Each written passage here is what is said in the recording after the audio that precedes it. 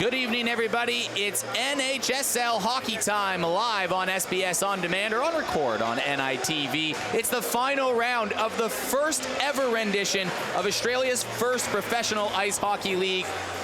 And it's the two teams that are going to meet in the finals. We had a little taste of what's to come in a best-of-5 series coming your way. Calling all the action for you, I'm Eric Ballner. We're joined by two Stars players. We've got Johan Levesque. We've got Ryan the Rocket Full. Boys, thanks so much for coming up here and calling the game with me today. Thank you very much. It should be a fun one, right? I mean, I know it's not, you could call it a dead rubber, but even when the games feel like they don't mean much in the standings, they still mean a lot to the players on the ice, don't they? Absolutely. You want to have the advantage, you want to be ready up there to be able to go to the final. You want to have the advantage up in the brain. You want to play a little bit of a mind game with the other team. Get ready.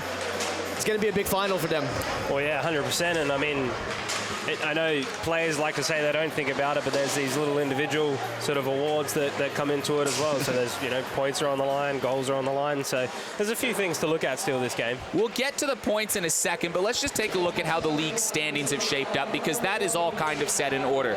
Number one, the Adelaide Xtreme, they'll finish top. The Brewers, even if they win today, they can't pass the Xtreme on tiebreakers, and unfortunately, the Stars just missing out, so the Xtreme and Brewers will meet next week. But teams, their rosters have been in flux. There's been impacts of COVID. There's been injuries. There's been guys in and out of state. And probably the one right away is Jeremy Friedrich. Missed last week's game. He hasn't been on the ice for a couple weeks. He's getting the start tonight. Jeremy Friedrich, though, one of the best goalies in the state. We got a highlights package for you in a second, but what is Jeremy going to bring? And it's been a while since he's been on the ice. Yeah, well, so I think this is a perfect game for Jeremy, right? So you call it a dead rubber, whatever it is, it just gives him a chance to find a little bit of confidence going into the final series. So I think you just look for him to really be dialed in. He's probably the one out of the whole team you look to be really dialed in tonight. Absolutely. He probably wants to have a shot really early in the game, get himself going, get the confidence high a little bit, and then after that he can build on it and bring it to the finals afterward.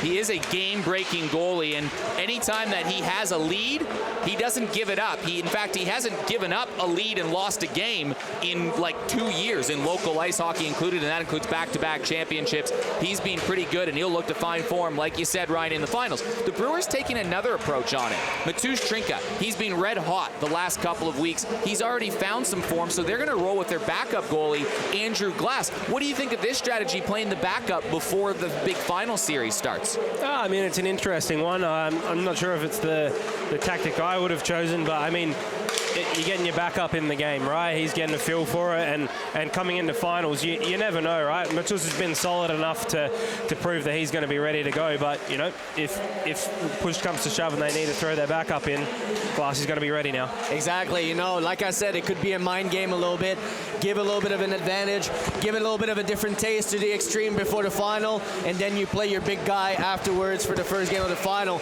We'll see what's all that's going to look like, but for me, it looks more like a mind game than anything else. A couple key outs for the Xtreme especially. No Graham Charbonneau and no David Huxley. The last time those two team players were out of the lineup was when they played the Stars, and the Stars beat them. Those two players in particular, and really Graham Charbonneau lately, he's had a huge impact on things. So who are we looking for at the Xtreme point of view? Well, the thing that I have to say about Graham Charbonneau is we're not expecting him to be the fastest player, because of his size. He's a big guy that take a lot of space on the ice. But one thing that he brings to that team is the physicality. He's very physical. He's the type of guy that can really shut down great players because of his hockey IQ and his physicality. And that gives a lot of time and space to a guy like, example, Andrew Chen. Andrew Chen, when he plays with Graham Charbonneau, is having a little bit more space to move the puck, skate well, create some space for himself.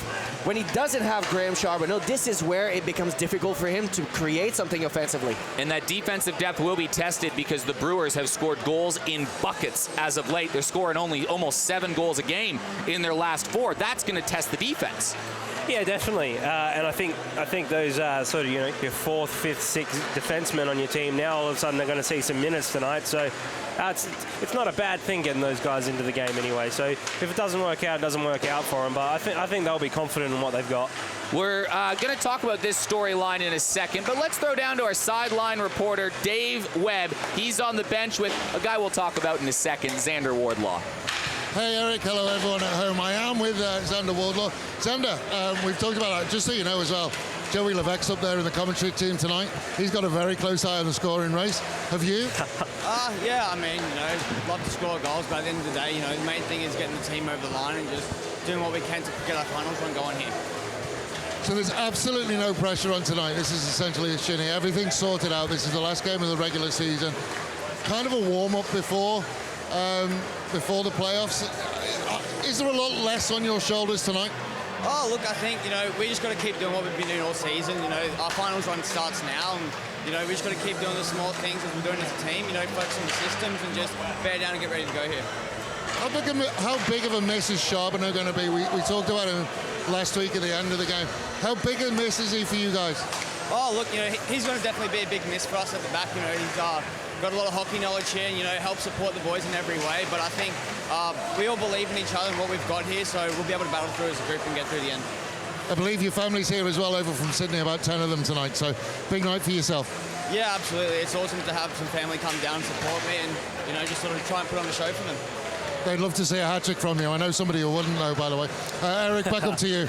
Let's talk about Xander Wardlaw, the guy that you just heard from. It's great that his family is here, and they'll be hoping to see Xander take out the scoring title, and he is a legitimate chance of this. He's had a big season all year long. Xander Wardlaw, he's got 7 goals, 7 assists. He's been dynamic. You'll see some of the highlights here. He's got 14 points. The scoring leader as it stands is Johan Levesque, who's in commentary booth right now with us. He's got 16 points. Nat Benson, by the way, at 13. He's a chance at catching Johan Levesque as well. Scoring race, Ryan, you said players don't think about it. Say they don't think about it, but come on. Xander Wardlaw's thinking about the scoring title. Oh, 100%, like I said before, right? He said, that's textbook from Xander on the mic to our commentary team, but it's in his head, right? Like, he's going out to have a good game anyway. Maybe points aren't in the front of his head, but he's definitely thinking about it. And to be honest, I'd have Benson as a smoky as well. He can rack up some assists, so I'd be looking at both of those tonight. Johan, we'll get to you in a second here because there's a player on the Brewers that everyone's watching. He's actually maybe been the player of the second half of the season. When his team has needed him the most, Zach Boyle has stepped up in a big way for the Brewers. Facing elimination last game, he had 2 goals, 2 assists. He's got 8 goals on the season, and he's a defenseman. Boyle, you play with Zach locally, and he's been a beast these last couple games. Oh, yeah, well, no surprises there, right? I think you got to take the first sort of quarter half of the season as a feeling out process with your team and everything like that. And as this season's gone on, it's just shown his experience and knowledge and skill of the game. So Xander Wardlaw is on 14 points, trying to chase Johan Levesque with 16 points. Johan Levesque also has the goal-scoring title for the time being with 10 goals, but Zach Boyle's on 8. Johan, watching this game on the little individual elements, where are you at watching this? To be very honest with you, I want to start from the beginning. I came to South Australia with no expectation of myself. I had an absolute blast playing this league, the inaugural season of this league. And yes, it's been really productive. I'm really happy with my season. I'm really happy of where I am mentally and confidence. I'm just blessed to be in the same conversation with those guys at the moment. I think I would have never thought I would have been there. And to be in the same conversation than a guy like Xander Wardlaw that is so skilled, guys like Joey McDougall and Nathaniel Benson, Zach Boyle that is a Australian representing nationally. I mean, I would have never thought that. I'm just blessed. And they're really good hockey players, and I wish them the best.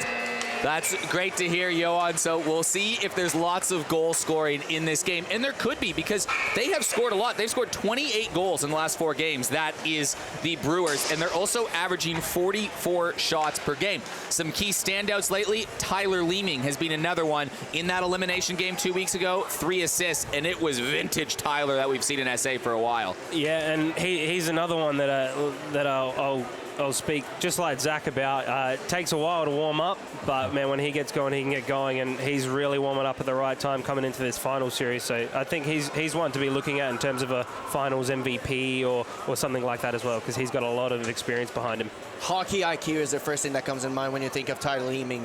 He's always in the right position, barely do any mistakes when he's on the ice. He's a really good player defensively and offensively. A train. Absolute train. We'll get to the lines in a moment. We'll see if we have the anthem ready, but the Xtreme have a pretty healthy forward group. Martin, Peterson, and Stapleton. That was arguably their best line in the last game they played. They were really, really good versus Lots the Stars. of energy. Benson, McDougall, and Wardlaw, they can put up points. And Gaziorowski, Maley, and Esposito, the third line, Widger and Holland, the extra forwards. Jared Siemens to fill the gap. He's playing defense once again. That is how the Xtreme line up. We'll get to the Brewers after the national anthem.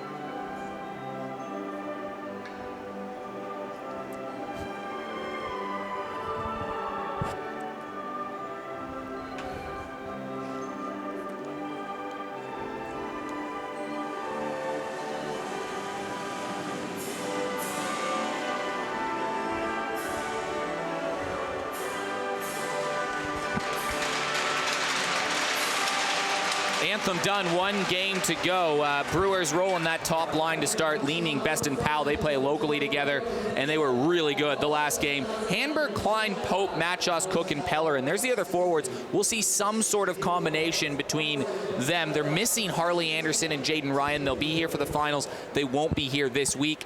And then Zach Boyle, Tristan Reese, Adam Wise, Tom Sack expected to play defense, but he's been playing that role a couple times. Before we get to the lineups, and we'll have opportunities throughout the game to talk about it. In this game, these teams are playing in the finals. Those are the games that truly matter. Now, I can only speak to my North American sports. When you're playing NFL or gridiron, you cannot throw some plays. You can play your backup players. When you're playing basketball, there's 5 players on the court. You don't have to play your starters. You can hide things from the enemy in this game. Here, you can't really hide too much. It's a game of hockey, and everybody has to be used. So what if you're keeping your cards close to your chest, and these guys know each other well? Are there even cards that you can hide from each other? Well, I don't know. That's a good question. But, I mean, tonight you look at, I don't know what the reason for the outs are, but I assume we'll see Jaden Ryan, Harley Anderson, who are interstate players, Matus not in net, a couple people missing in D from the Xtreme. But that can become a detriment as well. So it's hard to say whether things are you know, keeping cards to your chest or whether they don't work out for you. So it's a tough question, but I think both teams are going to be going really hard here. Let's be real. Oh, absolutely. One thing that is really important to understand is you don't want to arrive in the final with a loss. It's very difficult to get the machine going, to get yourself into the game, and you give an opportunity to the other team to realize that, hey, we can beat them, you know? And then this is where you build confidence, you build a certain momentum going into the final. So even if there's no real goal to get from that game today, you can actually build something for the final coming. So it's going to be really interesting for those teams. The captain of the Adelaide Xtreme, Joey McDougall, said on the air last week that just like playing with you at the Tigers, that Tigers team has finished or limped into the finals lately, and it's cost them in the finals. He says he wants to finish with 2 wins starting last week. They've got 1. Let's see who will be hot going into the finals. It's the Xtreme, it's the Brewers, it's the final regular season game of NHSL hockey in the very first year. These two teams will meet in the finals. Thanks for joining us. It's Eric, Johan, Ryan Full here at the Ice Arena on beautiful Ghana land. But yep, the Tigers, your team, you've kind of limped in the last couple games, and it's cost you in the finals. Yeah, well, I mean, last year, especially in the Premier League, we had high expectations going into it, and it just didn't seem to work out the way it did, unfortunately. So you really want to have momentum going into a final series. There is Zach Boyle off the draw. He was a marquee player with the Brewers. He's got 8 goals. We talked about him being a threat for the scoring title. And Nathaniel Benson, he's 3 points behind, looking for Wardlaw, and here he is behind the defense right away. Xander Wardlaw, he gets tied up a little bit going in. Are we going to see a penalty shot? We'll look for the arms crossing. It's just going to be a hooking call. So the Adelaide Xtreme, just 30 seconds in the game, they're going to the power play. Yeah, and for me, probably a little bit too wide and not clear enough for it to be a penalty shot. I'm not sure if we'll get a replay here or not, but you got to be pretty clear on a breakaway for a ref to call a penalty shot. So I think good call there for 2 minutes. Great transition play, by the way, from Benson to Wardlaw, wide open on the other side. Great play to start the game. Good opportunity up there. The Adelaide Xtreme have turned their power play around. They've scored in every game in the second half of the season in 2022. Wardlaw fires one on net. Andrew Glass gets down and makes the save. On the season, the Xtreme power play, they're 11 for 53 at 20.5%. That is the best in the competition, and 6 for 23 since Christmas. Power play, I mean, special teams going to be very, very important going to finals, so you want to have a good game today with the special team to get ready momentum-wise to the finals too. Andrew Glass made that first save of the game, and now there's going to be another penalty coming. The Xtreme are going to go on a 5-on-3 advantage. Extra attacker out there right now. In behind the goal is Dean Peterson. He's caught some fire lately as it's touched up by Jeremy Klein. So for 1 minute and 33 seconds, the Xtreme are going to have a 5-on-3 man advantage. Not an ideal start for the Brewers, but putting Andrew Glass to the test early. So let's see how he holds up in the net, because, yeah, big minute and a half coming up for them already. Yeah, and you know, for the Xtreme is probably the best scenario possible, you know, create momentum really early in the game and probably get a goal really early too in the game. Siemens has a shot get tipped, and that goes off the side of the net. Dean Peterson gobbles it up, back to Siemens, fakes the shot, chips it off to the right side. Xtreme trying to get something set up. They got a lot of sharpshooters out there, and this man is one of them, Ollie Martin. And there's a top angle shot, and getting down to make the save is Andrew Glass. Now Andrew Glass, he's played some AIHL hockey before. He was a member with the Adelaide Adrenaline back in the day, and he's an elite inline goalie as well. He's a goalie that, in his prime, he was among the best of them, and then he came out of retirement for this league. Oh, 100%. He's got a ton of experience behind him, and he's always been a goalie that if he starts well, he gets into games and can shut teams out. So this will be really interesting to see. And down 5-on-3, there's Tyler Leeming. He pushes the puck forward, and the Xtreme will have to get set up once again. Noah Maley leads this off. The Xtreme told before the game they're going to just roll their normal lines for the power play. Normally you do see teams mix things up and kind of load up on 1 or 2 different units, sometimes put a forward up top. Not today. They're just going to cycle it through and play it as an advantage. But here's a giveaway. Down 5-on-3. Zach Boyle causing chaos. Here's Nick Powell, the Italian, chips it forward, and you wouldn't know that the Xtreme have 2 extra players on the ice right now. Good pressure. Really good effort from Power and Leeming just earlier as well. They've always been very, very good penalty killers. Sarchich tries a man up the right wing, and Tom Sack playing some defense, throws it back at the goal, gobbled up by Noah Maley. Just turned 19 a couple weeks ago. He's been one of the breakout players of this competition. Holding it at the point. Long shot through traffic. Down on the footsteps is Esposito, and Andrew Glass got down and made the save. Esposito in the corner. Puts it back to the point. Long shot in, and it's deflected away. Nick Whelan got the shot off. Andrew Chen back down low.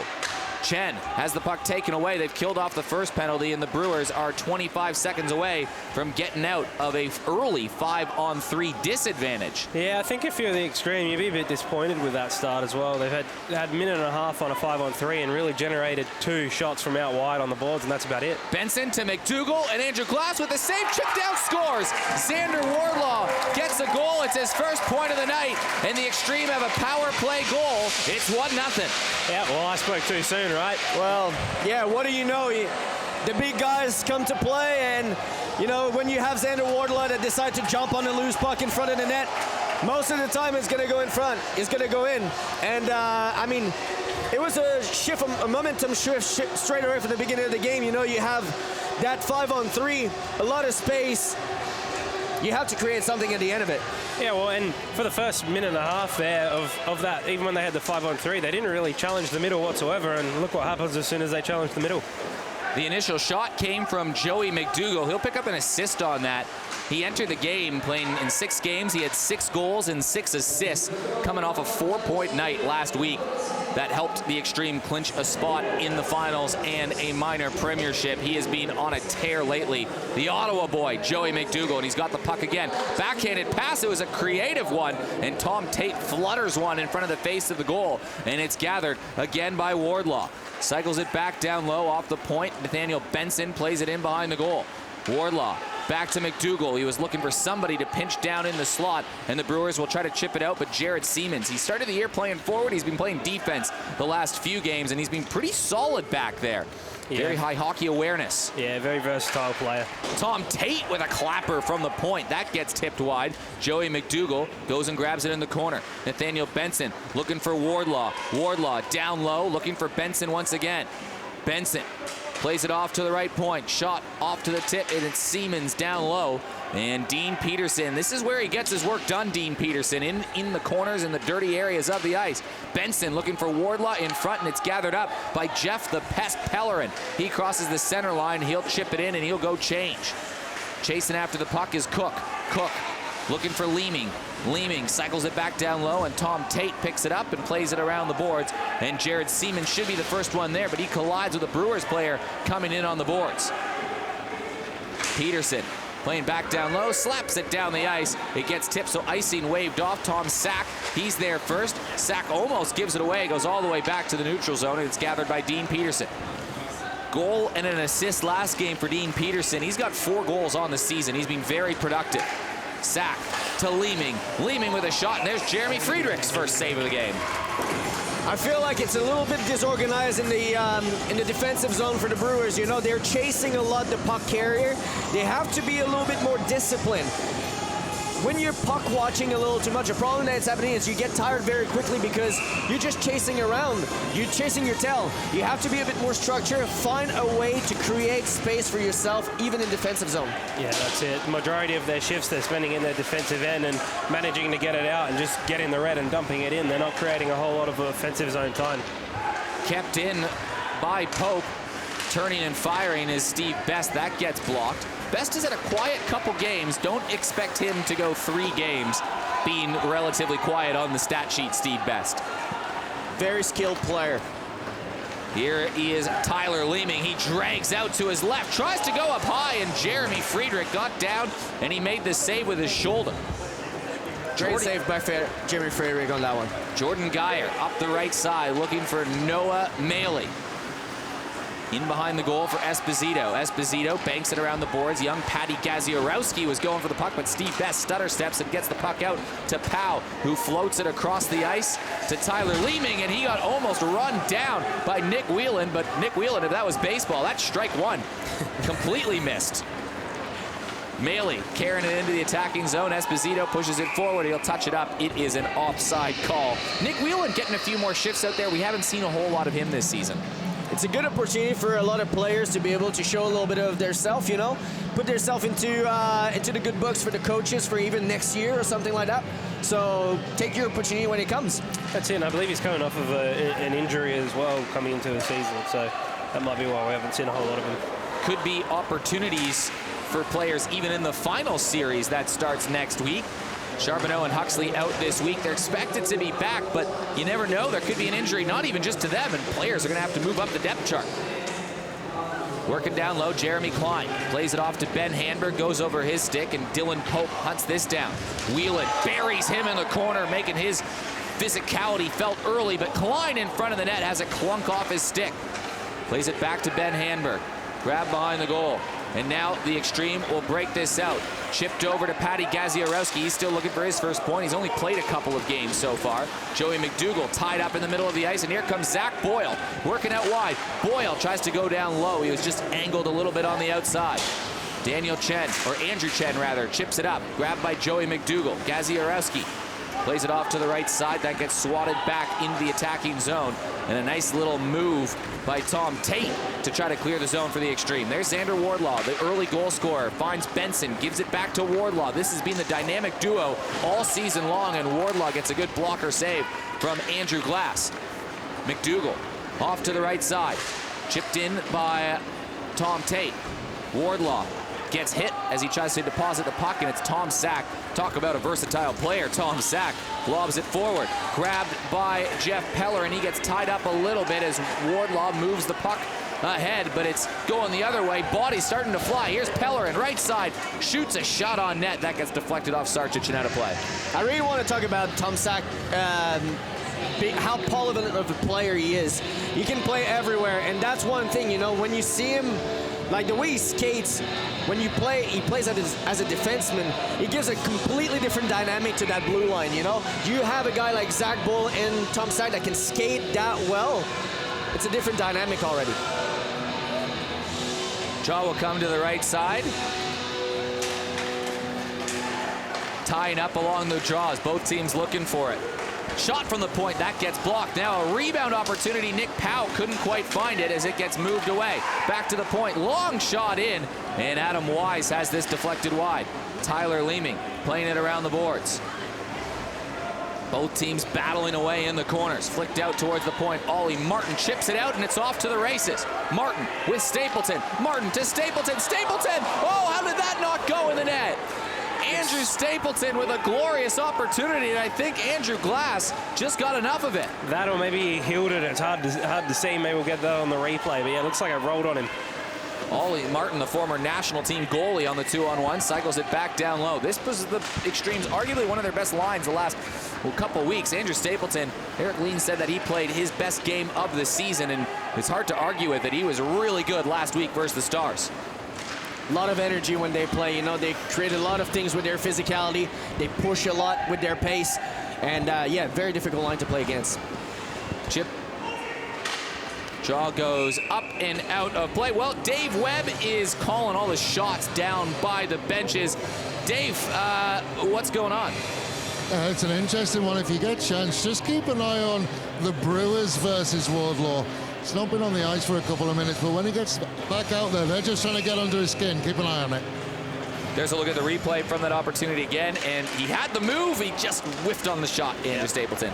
Just needed to be on his forehand and not taking on his backhand. Probably a different outcome.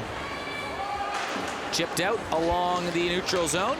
Yeah, very hard to control a rolling puck on your backhand. Absolutely. Reggie Matchos plays this down low, and it's a big hit. Jeff Pellerin on the receiving end of a big one. As the third big hit by Nick Whelan. Nick Whelan trying to make his presence felt.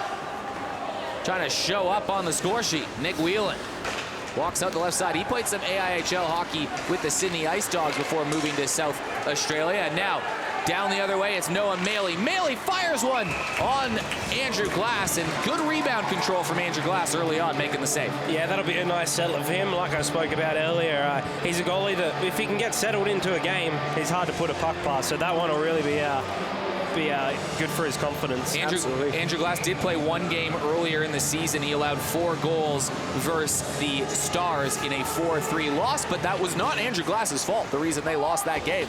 No, and speaking to Bill Newbound after that game, actually, the general manager, he had nothing but good things to say about the way he played.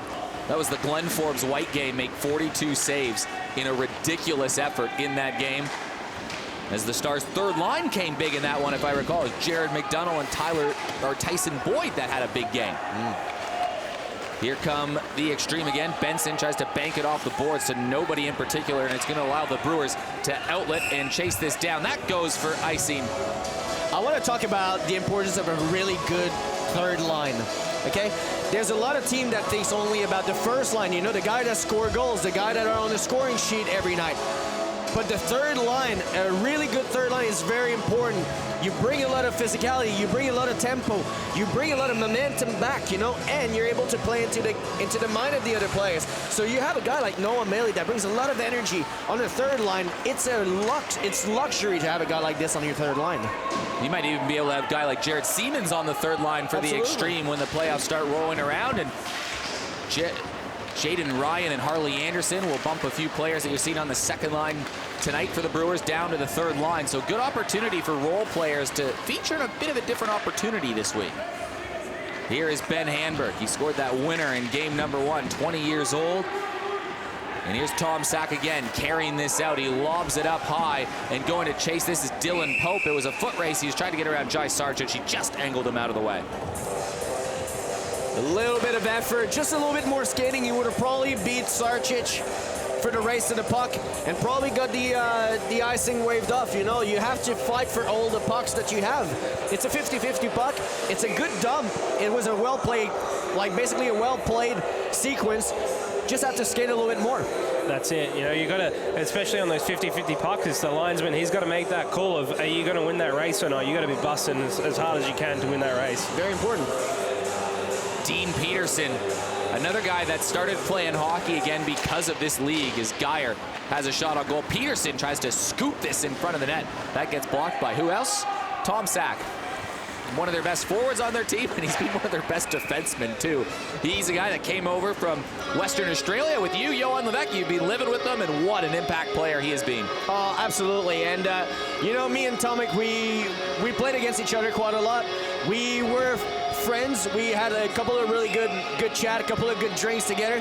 But I definitely discovered a really good guy. The guy is a salt of the earth guy, and I couldn't expect that more from a guy from WA. Humble and hardworking as Powell comes down. Steve Best with a shot, rebound in front.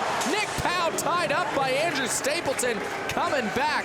The best opportunity so far, and Dean Peterson has Steve Best run into him and bounce her straight off of him. Yeah, and that's the Brewers' best sequence of the whole night so far, so this line's definitely putting on a show for them so far. Best digging in the corner. Chen tries to tie him up. That goes down into the alternate corner. This is Tyler Leeming. Chips it out to Adam Wise. Back down towards Leeming.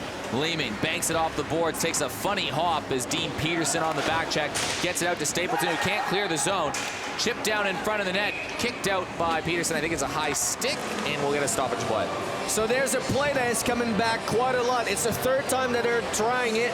They love doing the lob into one of the corners, and most of the time is the weak side defenseman that they're going to try to target. Good hit over there. Good. We call that the reverse hit, or the Forsberg. I call it the Forsberg. When Peter Forsberg used to drop the shoulder like this, it's always a beauty. Steve Best was just like a little squash ball coming in against the wall of Dean Peterson. But watch for the lob into the corners by the Brewers. I think they want to play behind the defenseman of the Xtreme quite a lot tonight. Working his way down again. Here comes Reggie Machos entering the zone just a little bit offside. We've played just over halfway through the first period, even on the shots, and the Brewers are behind 1-0 thanks to a Xander Wardlaw power play goal.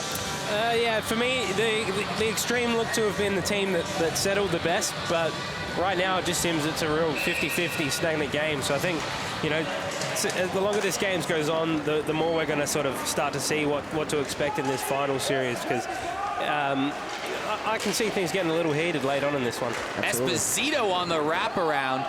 A very experienced player. He's played in 4 different countries professionally around the world. Couldn't clear the zone, the Brewers. It's batted out of the air by Andrew Glass, the goalie getting the start today. There's a big hit in the corner. Jeremy Klein with a goofy smile after that one. They knocked the gate out as well. Looks like we've got the gate knocked out over there in the corner. So might have a little bit of a delay here. Oh yeah, it's a charging penalty. So you can see both feet leaving the ice at the contact. Right there. And this is where it becomes really dangerous. When you have a little bit of a step, you have a little bit of a speed, and then you jump into the contact, it becomes really difficult to protect yourself as a player that received the contact. Yeah, that's it. The cleaner way to do that would just be to skate through into the boards rather than leave your feet to try and brace for momentum there, because yeah, that's where it does become quite dangerous. Good call as well. It's hard to see live that's a charge, but looking at that in slow-mo, clean charge. Now they just got to fix the corner down there, so I think while the ice arena goes to work, we're going to put our British hockey expert down on the benches, Dave Webb. Dave, what do you got for us? Dave, you there? Yeah, I was just listening to the coaches. There's something going on around here. It's a really interesting one, actually. I spoke to the coaches before the game, and both of them are really relaxed. There's absolutely nothing on this game. They didn't really know what to expect. Just a word on backup goalie and the replacement players for Port Adelaide. That's basically a thank you for their help through the year and the amount of time they put in for not many minutes. So they're getting minutes in this one. But I heard someone say that this could go off as we get further through this. The hits down here, you can feel them. And I've got a feeling it's just a little bit of a... my stick is bigger than your stick at the moment. Well, both teams will settle things down as the Ice Arena staff get to work. There's a look at Stu Henley on the bench, the assistant coach for the Xtreme. A lot of different players in the ice hockey community have got involved with this league. Some people you might not have expected. Stu Henley, he's been one of them, one of the hardest working dudes in hockey right now, and he's been stepping up in a very good role as the assistant coach, a Tiger in the local competition. Yeah, it's been good to see as well. He's been involved in little bits and pieces throughout, especially with the junior hockey programs in the past. But yeah, really good to see him step up into this league because he's got a lot of knowledge behind him and he knows what to say. He's a very calming presence on the bench. You reckon the Tiger combination of Stu Henley, Eric Lean, and Tash Ferrier and Ollie Martin might score a few goals next year in A grade? Oh yeah, we're going to spill the beads already, are we? Tash Ferrier coming over to the Tigers A grade, eh? So yeah, that'll be good to see. Supposed to spill that, but whatever. They're already spilled. Here's a shot. Gleaming gets in there as that gets knocked away. I've had like 8 different people tell me that. I think it is the worst kept secret. I'm not sure if the papers are signed, but yeah, no, Tash Ferrier will be a letter of Tigers intent has been signed next year. That's for sure. Wow, so breaking news from Ryan Fole, Captain Tiger himself. Yep, leaking it early. My goodness, there's more drama than a reality TV here. I know. Here's some drama. Zach Boyle looking to hunt down the goal-scoring lead. It's going to be tough. He is a defenseman. Gets it off to Sack. Returns favor to Boyle, the national team player, to another national team player in Tom Sack. Zach Boyle off on the right point. Gets it to the Italian stallion, Nicola Pau. Down low, looking for Leeming. Down to Steve Best. Best chips it off to Tyler Leeming, and he was looking for Zach Boyle at the point, but he couldn't quite find the point man. Brewers on the season, 7 for 49 on the power play. Sack walks in, tries to go up high. Jeremy Friedrich might have got a piece of it. Short-handed, McDougall tried to clear. Stapleton scoops it up. Last week, that was a pivotal moment in the game. Andrew Stapleton dug a puck in around the corner, found Joey McDougall. They scored a short-handed goal to bring the Xtreme back in the game, and they ended up winning that one 5-3. Steve Best off at the point, works his way to the center, through traffic, tipped away. Tom Sack knocks that away. Hanberg plays it out to Tyler Boyle. Long shot in from Steve Best. Hanberg back down low. Just 14 seconds to go in the man advantage. Boyle off to Best. Quick pass down low. Tom Sack was pinching. Sack at the hash marks, looking for something extreme, closing the gap. Sack back to the point, finds a shooting lane, but Jeremy Friedrich makes the save. And not a tough one either, especially on the power play. For me, I want to see the Brewers attack that slot area a little bit more. The puck movement out wide is good enough for them to find a lane inside if they can get someone in those dirty areas. Just not clicking at the moment for me there. I completely agree with you. You know, they move the puck really well, but they have to create a little bit more chances, and they have to be able to get inside of the box of the Xtreme when they're on the power play. Other than that, I feel like they've been able to create some momentum and maybe being able to get a little bit of energy from this. Xtreme are now 18 for 18 on the penalty kill since 2022 started. They're the best power play, they're the best penalty killing, and they're the top team in the league. And usually you can translate special team success to team success. Simple equation, right? That's it. Oh yeah, it's 1 + 1. Wise chips it up. Jared Seaman out of the penalty box, knocks it down, plays it off to the right of the neutral zone. Ollie Martin was chasing down Dylan Pope, and he lost his stick in the process. Wise looking for that outlet pass. Brewers missing a few of those outlet passes right now from the defensive end. You see a bit of a transition. Guys like Zach Boyle been carrying it out of the zone a lot lately, and it's been working. Yeah, well, I mean, if you don't have an option, might as well just skate it. Might as well just skate it. If you have the confidence, if you have the wheels, just do it. Here's Zach Boyle receiving a pass, and he's got numbers with him. Boyle was looking for Pope. Klein fires a quick shot. That goes wide. Esposito off the rebound, finds McDougall, and he's up the ice with Patty Gaziarowski. Gaziarowski almost had it land on his stick. It was going to be a tough saucer pass to settle down. Jordan Geyer pinching off the left point. Boyle carries this one out, and Gaziarowski was all over him, looking to pick his pocket. Jeremy Friedrich plays it around the corner. Esposito lobs it up to McDougall, and McDougall has Gaziarowski going to the net again. Gaziarowski, oh! Andrew Glass might have got a piece of it, but it was a nice setup from McDougall, and Gaziarowski almost had his first. Yeah, good play, good transition there. Beautiful. Andrew Glass once again plays it off to Tom Sack. Brewers try to clear the zone. They can't. Aaron Widger keeps it in. Rolls this around the board. Disc caroms around into the corner. Andrew Chen has a man bounce off of him. Jeff Pellerin trying to dig it out of the dirty area. Goes back to Wardlaw, glove down by Andrew Glass. He's played a pretty solid first period. I'm curious to see this replay. All right, I mean, good transition play. Joey McDougall, look up. Always a pass for his guy, you know, he's always going to try to set up. I think the only thing that happened is he just heeled the puck. Yeah, you can see the puck just roll on his stick, and then it just flows up. But one thing that I wanted to talk about is also the Brewers. You know, they start to have a lot of chances. They have to be able to capitalize on their chances now. Brewers play this out of the zone. Tyler Leeming there to the puck first, kicks it to himself, and he'll go chase it in the corner. And a stoppage in play, and I think was this an icing call? It is, yes. Icing all the way down. So a bit of a miscommunication or misplay of the puck on the boards, and it's going to be a face-off down the other end. Face-offs has been a strong point for the Xtreme all season, 61% entering the game. The Brewers at 39%.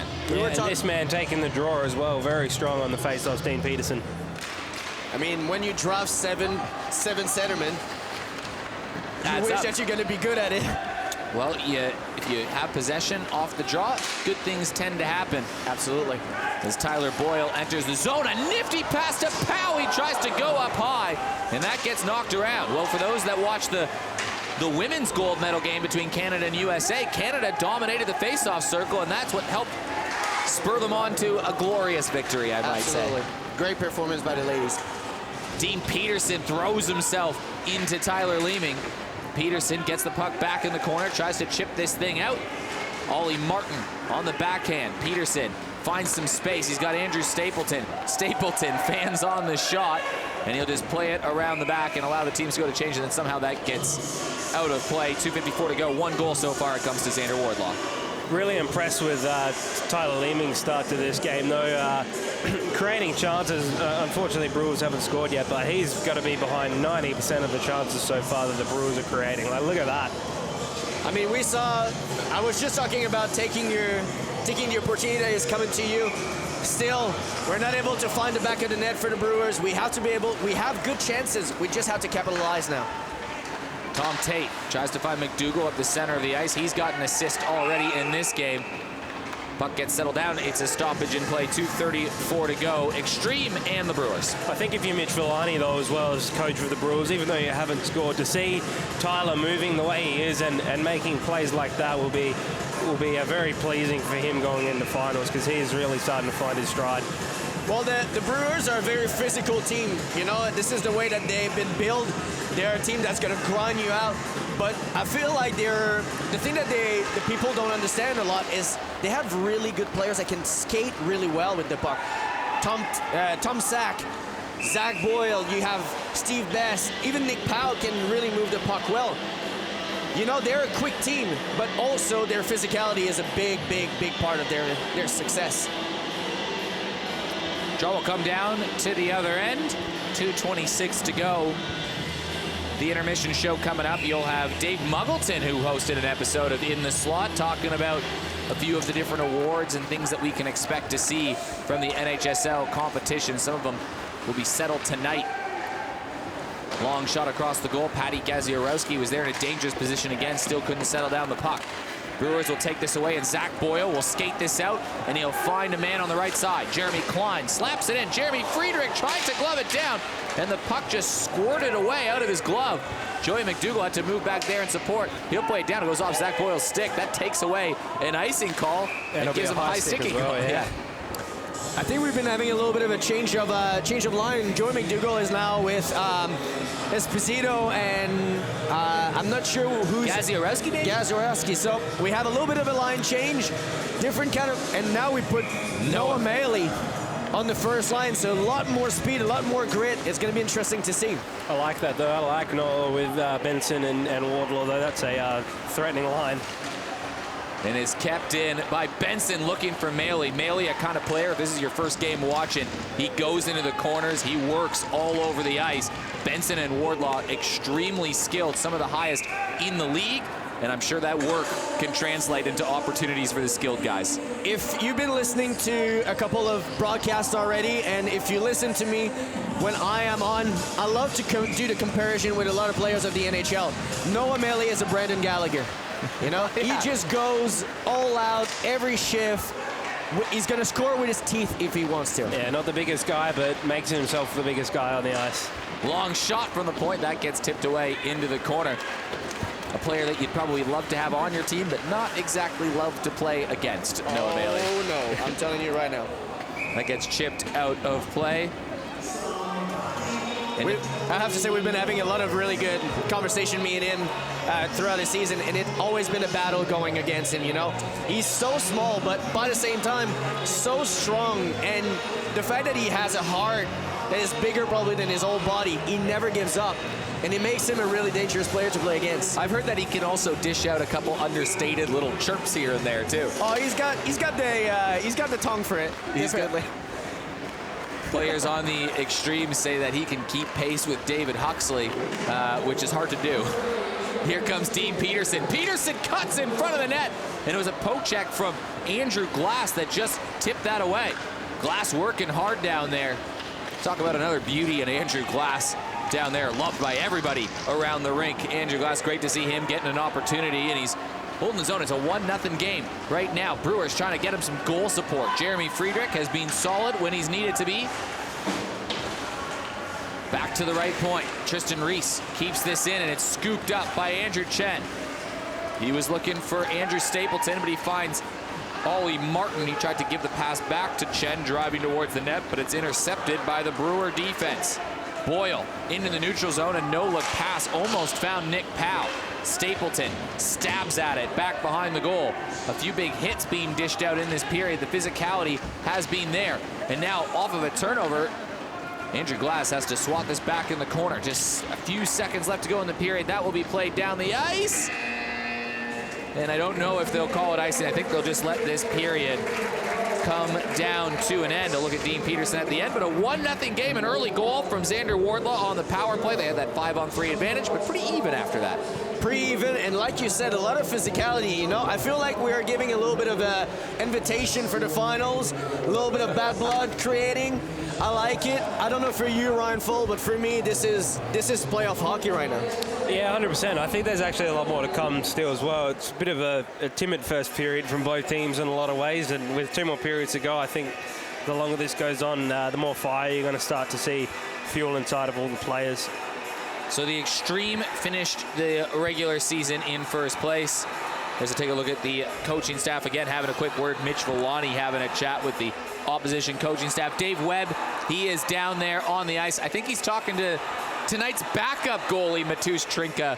Dave Webb, down to you. You should be able to still hear me, but...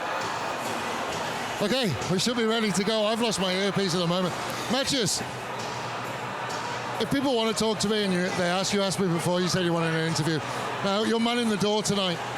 Something the boys in the commentary said was, how is that for you, having a week off before going into finals? I mean, I would probably prefer to play, but we had a conversation with the coach, and we worked out the best solution would be for me to get a break and for Glass to jump in, and in case I get injured or something in the playoffs, he could jump in and, not be rusty or something.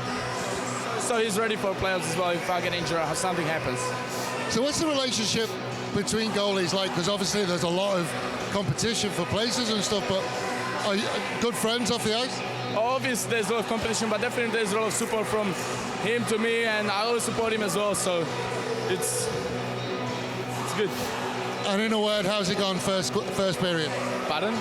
How's he been first period? I think it was, 9, 10 saves? He's been amazing. He's done a couple of big saves. If he wasn't in the net, the score would be different, so. And there's a lot of chances coming your way as well. Just need one of them to go. Yeah, it's a bit of, we're missing a bit of luck in here, but that's it. We're working hard to it. We hope it's going to come in here. Enjoy your night off. We'll see you soon. Back to you, Eric. Xander Wardlaw has the Adelaide Xtreme up 1-0 over the Port Adelaide Brewers. It was a power play goal. And that was the only scoring we saw in the first period. Eric Balnar and hockey players Ryan Full and Johan Levesque calling all the action, but also down with us. You can actually see him in your screen, just hanging out down there on the small ice. It's Dave Webb. Dave, what's going on, baby? Hey, I've made my way around. This is amazing. I've got some friends with me. Come on in. Come on in. We've got some friends on telly. We're up there. Maybe the camera, you can see yourself on the big screen as well. I tell you, we talked about this being the best place to watch hockey, probably in the world. There's kids skating around here. They're absolutely loving this. It is a really good spot. You would pay thousands of dollars for a seat like this, Eric. And I tell you what, from this side as well, the arena looks absolutely beautiful. The crowd around you. It is standing room only here. That's actually a really good point. Imagine going to, now I'm not going to say the NHSL is the NHL, but could you imagine going to a Toronto Maple Leafs game or a Montreal Canadiens game and just skating on the rink as the players are playing next to it? Oh my God, that would be so funny. It would be a dream. It would be a dream. It would be thousands of dollars. That's ringside right there. That's ringside seats. Oh yeah, that's absolutely. beautiful. You'd be literally skating with the pros, which is what they're doing right now. Can you imagine, like, you're a 4 or 5-year-old kid, you're looking at your best, like, your favorite player, Austin Matthews, and you can skate along him? All right, here's one for you. And for the fans back home, before we start, who is we got to be quick too, your childhood, your first favorite hockey player on your favorite NHL team? Probably Ryan Kessler, Vancouver Canucks. Oh, wow. Good choice. Pavel Bure. Pavel Bure. Pavel Bure, you know, like, I love the little Russian rocket, you know. He was so entertaining to see. So quick hands. Love him growing up. First ever favorite player was Jeff O'Neill on the Guelph Store. Wow. When I was little 5-year-old watching. Jeff and then O'Neill? Matt Sundin. Yeah, Jeff the O-Dog. I love Jeff O'Neill. He was on a team with Todd Bertuzzi and Jeff O'Neill. That was the team. Wow. They were pretty good. And then Manny Malhotra. Those are my Manny Malhotra. Yeah. Manny Malhotra. Some really random ones for you. And, of course, Matt Sundin. Really But bad. when you think about it, it's probably a wagon at that point, you know. They were, like, steamrolling people. They were. They got to Memorial Cup. They didn't win. That's classic Guelph 5. Didn't Manny Malhotra have like a really bad eye injury at one point too or something? Yeah. Anyways, back to the action here. Second period, NHSL hockey. Back at it. It's the Adelaide Xtreme and the Port Adelaide Brewers. Nathaniel Benson working wide, fans on the pass. Nathaniel Benson has an assist in this game. He's now 2 points behind Johan Levesque for the scoring lead. But here comes Zach Boyle, chipped down low, and Boyle has scored. Zach Boyle gets his 9th of the year. He's one off Johan Levesque at 10, and more importantly, it's a 1-1 hockey game. Well, a complete reversal from the first period, right? It's the Brewers that come out hot, and well done though as well. Way to bury Zach. I love the play that it was Steve Bez that gave that pass across. Beautiful heads-up play to be able to see Zach Boyle coming like a freight train on the other side. Great play, great start of the period for the Brewers. So Zach Boyle with his 9th goal of the season, and he's a defenseman. He also had the first hat trick in NHSL history. He's had a spectacular season. He's been a beast the last few weeks, and here come the Xtreme back up the ice, trying to get the lead right back. Nathaniel Benson looking for Noah Maley, who's been moved up to that so-called top line. Certainly playing with the highest 2 skilled players on the Xtreme. Slapped in by Nick Whelan. Kept in, and here comes Nathaniel Benson working towards the net. He tried to get his stick on it, but it was poke checked away from Andrew Glass. Geyer couldn't hold the line, and now it's a foot race for it. Jai Sarchich trying to get there, but it's Nick Powell, who's pretty speedy, who shoves him aside, but the puck went with him. And now Jeremy Klein behind the goal. Jordan Geyer was trying to line him up. Klein gets bumped off the puck. Geyer, left side. Stapleton, or it's Esposito rather, working out wide. Tom Sack angles him into the corner and gives him a little love tap. Ben Hanberg banks it off the boards. Can't quite clear the zone. Gaziorowski coming down on the angle. Tried to go low, and the shot was blocked in front of the net as it's tipped back out in the neutral zone. Great block by Tyler Boyle on that one. Joey McDougall plays it around in behind the goal. Tyler Boyle tries to chip it out. Intercepted by Stapleton. Back down low. Plays it to the point.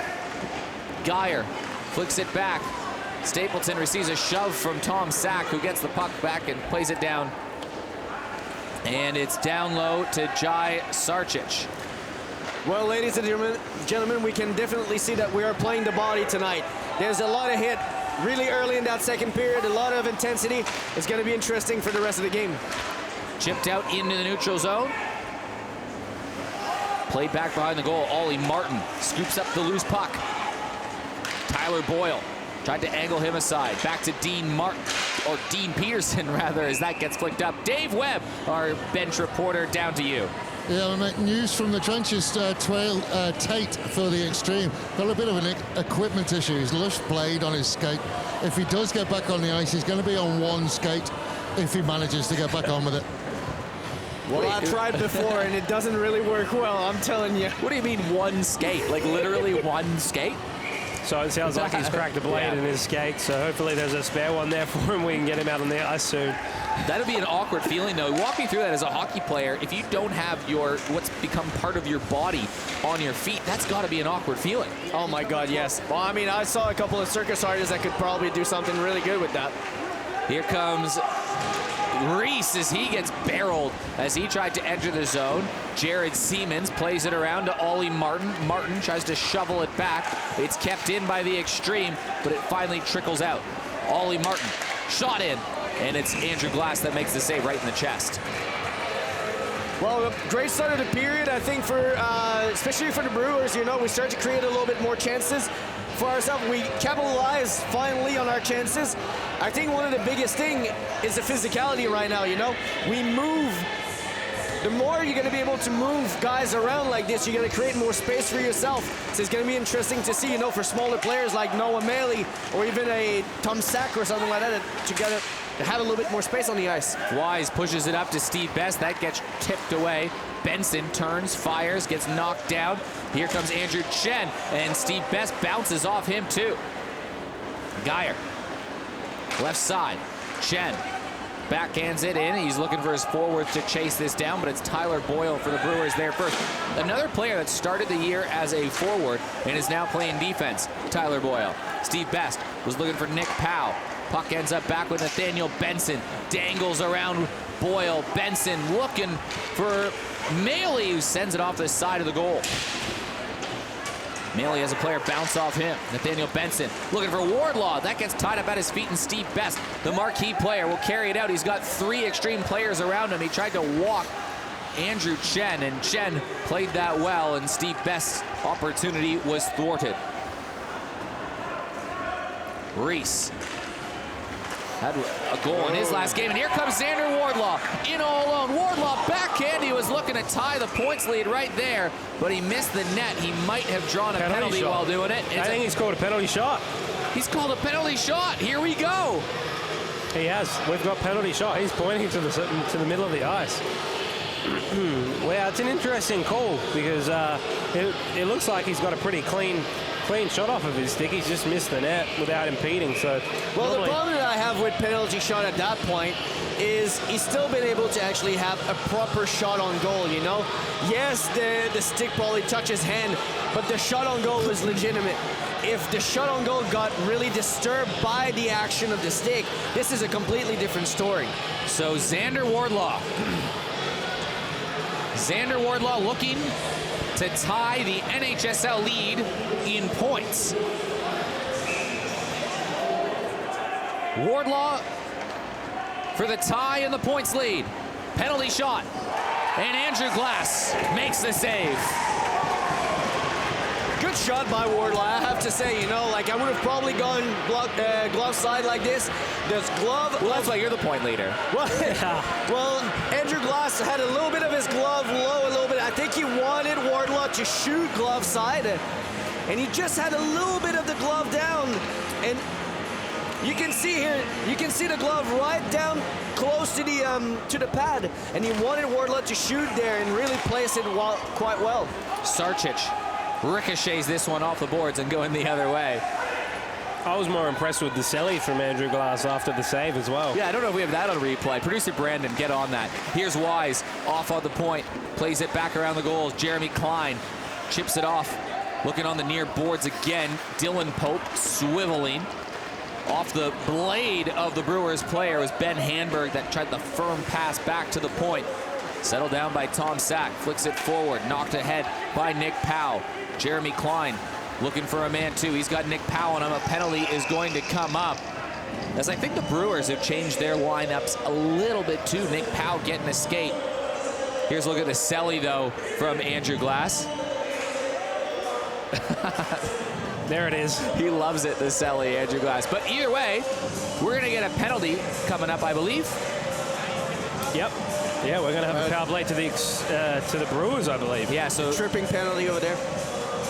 One thing that I want to say is I want to give a little bit of a shout out to Nick Powell. You know, Nick Powell is the type of player that can do all the little things that a coach likes. You know, he's going to work hard. He's going to win face-offs for you. Oh, double minors. Two and two. 2 and 2, sorry. 4-on-4 hockey. And a loose puck in front of the net. The Brewers almost tucked that away. It was Nick Powell, as you're talking about him, that almost put it aside. So 4-on-4 hockey, coincidental minors, as Dean Peterson stops, works on the goal line, tries to play it in front of the net, and the Brewers will go the other way, and they might have numbers. Here comes Tyler Leeming. Zach Boyle hustling towards the front of the net. Shot in front, and that gets blocked down. And here comes Nick Powell. Powell, sharp angle shot. Xtreme pick it up, and now Jordan Geyer will try to wheel this puck ahead as it gets knocked back to the defense, and Tristan Reese conveys this puck forward. Here comes Zach Boyle. He just scored on the backhand, working down low. He's angled into the corner. Lots of space for lots of skilled players out on the ice right now. Jordan Geyer whiffs at the puck and dragged down as Nick Powell, but given away. And it's Tristan Reese who had a shot on goal. That gets blocked by the Xtreme player. And now Dean Peterson pushes it forward to Xander Wardlaw. Wardlaw around Reese, tried the spinorama, but Reese played that all right. And the opportunity goes by the wayside. Benson can't settle down the puck. Still finds a way to get it to Andrew Chen. Wardlaw chipping back down low. Chen circling around the front of the net, but this is Xander Wardlaw looking for Nathaniel Benson. It goes off his skate. Benson pushed down by Zach Boyle, but still with the puck and still on his feet. Wardlaw, centering play, tipped off to the corner. Chen to Benson. Benson, Wardlaw. Boyle broke it up, but Andrew Chen buzzing around out there. Xtreme can smell some blood. Here's a shot on goal, scores! Xander Wardlaw, his second of the game, and he's got the equal points lead and a 2-1 Xtreme lead. Very nice quick release too as well. He's found top corner, posted in out of pretty much half of a second. Well, you had a lot of very tired Brewers out there. You know, they were battling the puck down low for pretty much the whole time. You know, they didn't have the chance to change when they could have. So, you know, you just worry the fact that you have really tired players and you buzz around like you said, and really good stick, really good shot on goal. Did that get tipped by Nathaniel Benson? No, that's you don't think so? Just gone straight through, posted in. But so 2 goals for Xander Wardlaw. That pushes his point total up to 16, 9 goals, 7 assists. Johan Levesque had 10 goals, 6 assists on the season. There's still time for Wardlaw to grab that lead, but here comes Tyler Boyle. He's got an angle, and Jeremy Friedrich cut that way down and made the save. Good angle by Jeremy Friedrich, cutting really challenging the shooter, coming way high into his crease, even above his crease, and you know, it's an easy save. It's a routine save for him. Draw comes to the left of Jeremy Friedrich. Xtreme win the draw. Siemens chips it out, teams back to full strength. Gaziarowski comes out of the box, and a big stiff arm. What a stiff arm laid down by Adrian Esposito, and here comes Ben Hanberg. Shot down low, rebound is there. It was scooped up high. Back to the left point. Boyle turns, fires off a body up high and out of play. Both teams have a goal this period. It's 2-1 Xtreme. But that's the way the Brewers are going to score goals on Jeremy Friedrich. Coming down 2-on-1, beautiful pad shot. Comes straight through to Hamburg for a rebound. Unlucky to tuck it in, but that's how you score goals on Friedrich.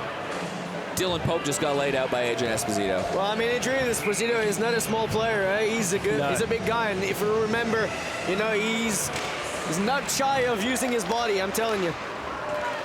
Chipped forward by the Xtreme, deflected back by the defense. Zach Boyle bit a little bit hard as Stapleton on his knees plays it back in behind the goal. Scooped up by Pope. Played around the boards. Chip it in. Pellerin has a man draped all over him. Andrew Stapleton down low. Tried to get a shot in on goal, and it's gathered by Tristan Reese, who will carry this out, work across the line, and he'll try to chip this in towards the face of the goal. Will Jeremy Friedrich will gladly settle that down and pause action in play. Nice little, well, I mean, you know, it's a broken play out there, you know. You have to put pucks to the net. You never know what's going to happen. At that point, you know, if I'm the Brewers, I want to get the momentum back. I want to put pucks to the net. I want to charge Jeremy Friedrich, get into his head a little bit, and create chances for ourselves. Xtreme chipping away back down low. Tyler Leeming gathers the puck for the Brewers. Leeming. He had a good first period. Couldn't find the score sheet though, and finds a shot on net. Jeremy Friedrich looking pretty settled despite missing the last, what, 8-10 days or whatever it was of not being on the ice. Yeah, hasn't seen a whole lot of shots either. I don't think the Brewers have done enough to really test him so far, so it's been quite easy for him to settle in. So hopefully the Brewers can do a little bit more to test him if they're going to get back into this one. I think one of the things that's going to help a lot is to put a lot of bodies in front of Jeremy Friedrich, you know. He sees the puck really hard. He tracks the puck really well. You need body in front to cover his eyes. The better, and you have guys that can do it in your team. You have to capitalize on that too. You have to be able to use it. Here comes Nathaniel Benson. Benson fires one on goal. Big rebound was there, and it goes all the way back out. Here's Steve Best. Tries to move this forward, but Andrew Chen was there to break up the play in the middle of the ice.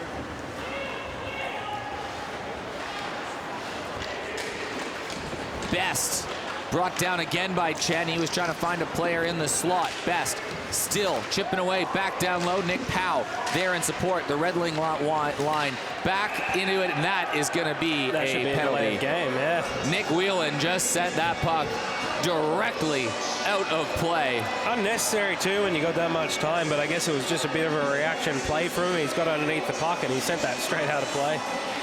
Yeah, well, a lot of pressure from the Brewers down low. You know, they were putting a lot of physicality out there. And yes, you know, when you start to put a lot of physicality, guys start to get rid of the puck a bit quicker.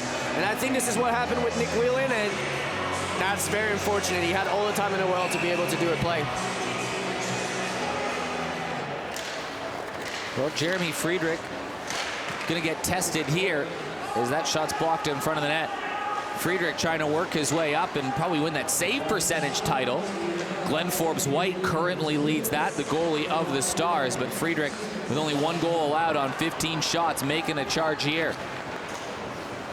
Out on the other way, here comes Patty Gaziorowski getting some penalty kill time. He floats one in on goal. That one's blocked. Tom Sack for the Brewers.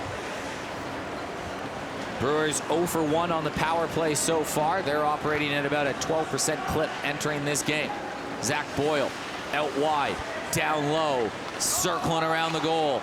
Back to Tom Sack. Sack blocked by McDougall, but still possession by the Brewers in the form of Tyler Leeming looking for Zach Boyle, pinching down low. McDougall tried to play the puck. Boyle gets there first, flicks it in front of the net. Tyler Leeming back in the corner. Sack calling for it at the point. Gets the puck. Whips it over to Boyle. Boyle chips it back down low for the Italian stallion, Nicola Powell. Powell has Best beside him, but he gives the puck back to Zach Boyle. Right point. Long shot through by Tom Sack. And here comes Joey McDougall, who will just swerve his way out of there. He throws it right towards the referee and in behind play. Same thing that what happened in first period. You know, they have a lot of really good chances. They move the puck really well, the Brewers on the power play, but they have to get into the box of the Xtreme if you want to create something. Jeremy Klein hit hard behind the goal. He goes down. Dylan Pope pinching down low. Jai Sarchich there first, but Pope wins the puck back, but he gives it right away, and the Xtreme will carry it out with 15 clicks to go on the penalty kill. Andrew Glass plays this off to Sack, and a huge hit. Dean Peterson walks in to Tyler Boyle, but Sack going the other way. Blocker save from Jeremy Friedrich. Sack looking back to the point. Handberg unloads. That's blocked by an Xtreme player as the penalty comes to an end. So the Xtreme are 19 for 19 in terms of penalty kills in 2022. Back in the neutral zone, takes a funny bounce off the boards. Pope plays it back to his defense, and Tyler Boyle, who was laid out not long ago by that man, Dean Peterson. Peterson back behind the goal. When you take a hit like this, you know, like, yes, he got absolutely rocked, but because he made the play, you have that transition for the shot by Tom Sack, you know. Yes, obviously, you know, it was a great hit, and if we can have a replay of that one, it would be great. Here you go. But way to go to take the hit, and then after that, the puck comes loose in the middle, and then you have that transition up, poke to Sack, and Sack just goes and take a really good shot at it. Tom Sack's got a hard shot. He can snipe. I'm sure we could see him back at forward in the finals time, although that will remain to be seen. We'll see that next week. Ben Hamburg gobbles up the puck in the neutral zone, tries to drag around Noah Maley, and he gets to the puck behind the goal, but a couple Xtreme players are there to greet him. Pope tries to cycle it around the boards. Nathaniel Benson is there first. Andrew Chen digging this one out. He's played a solid game so far without his normal defense partner in Graham Charbonneau. Noah Maley in on goal, floated up in the air, loose puck in front. Here's Xander Wardlaw trying to find Maley in front, and it's Zach Boyle that scoops it up, and he'll go on a little bit of a skating day. Boyle around the defense, backhanded play. Jeremy Friedrich got the stick down to make the save. Back down low. Pinching in is Pope. Swats one in front of the net. Bouncing puck, and it finally trickles out into the corner where Noah Maley will get there first. He's bumped by Pope once again, and now another big hit in the corner. A wrecking ball out there. Xander Wardlaw looking for the hat trick, fires one on goal, and Andrew Glass gets the pads down and makes the save. Starting to open up a little bit here, though, each way. Now, teams coughing it up in their defensive zone, and all the way down, Frodman rushes the other way. So this is starting to get a little bit out of hand. A little bit of a mishandling rebound there by Glass, but been able to find the puck, kick it with this pad, and on the other side, you know, when you have a guy like Zach Boyle that decides to skate the puck like this, you're gonna have good things happening for your team.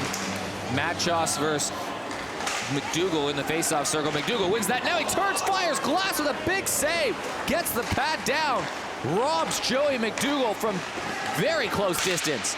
McDougall back on the puck again. Pellerin trying to chip it out. Kept in by the Xtreme, but back at it is Reggie Matchos, who banks it off the boards, and it's gathered by the Xtreme defense. Picked up by Tom Sack. He intercepted the pass. He'll skate out wide, draw a penalty, cut to the net between the legs. A big save from Jeremy Friedrich. That would have been a wild goal from Tom Sack. He's gone the tweener. Well, I mean, is there anyone surprised here? Is there anyone surprised of the talent and the skills of Tom Sack here? He's been able, and the angle, I mean, he went into an absolute impossible angle, you know, and Jeremy Friedrich was on the best position possible to help it. But you have to say, like, you have guys like crashing the net now, Jeff Pellerin going at it. Great move by Tom Sack. The angle was a bit weird. Great save by Jeremy Friedrich.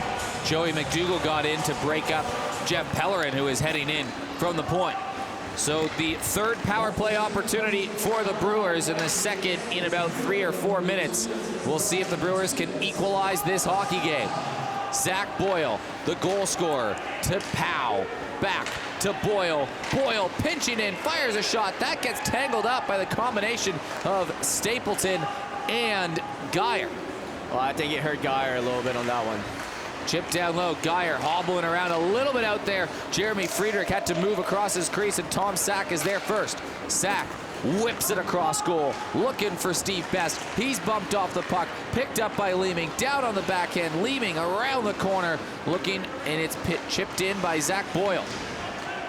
Geyer, who took that shot earlier, trying to hold on to the zone. Played back down low.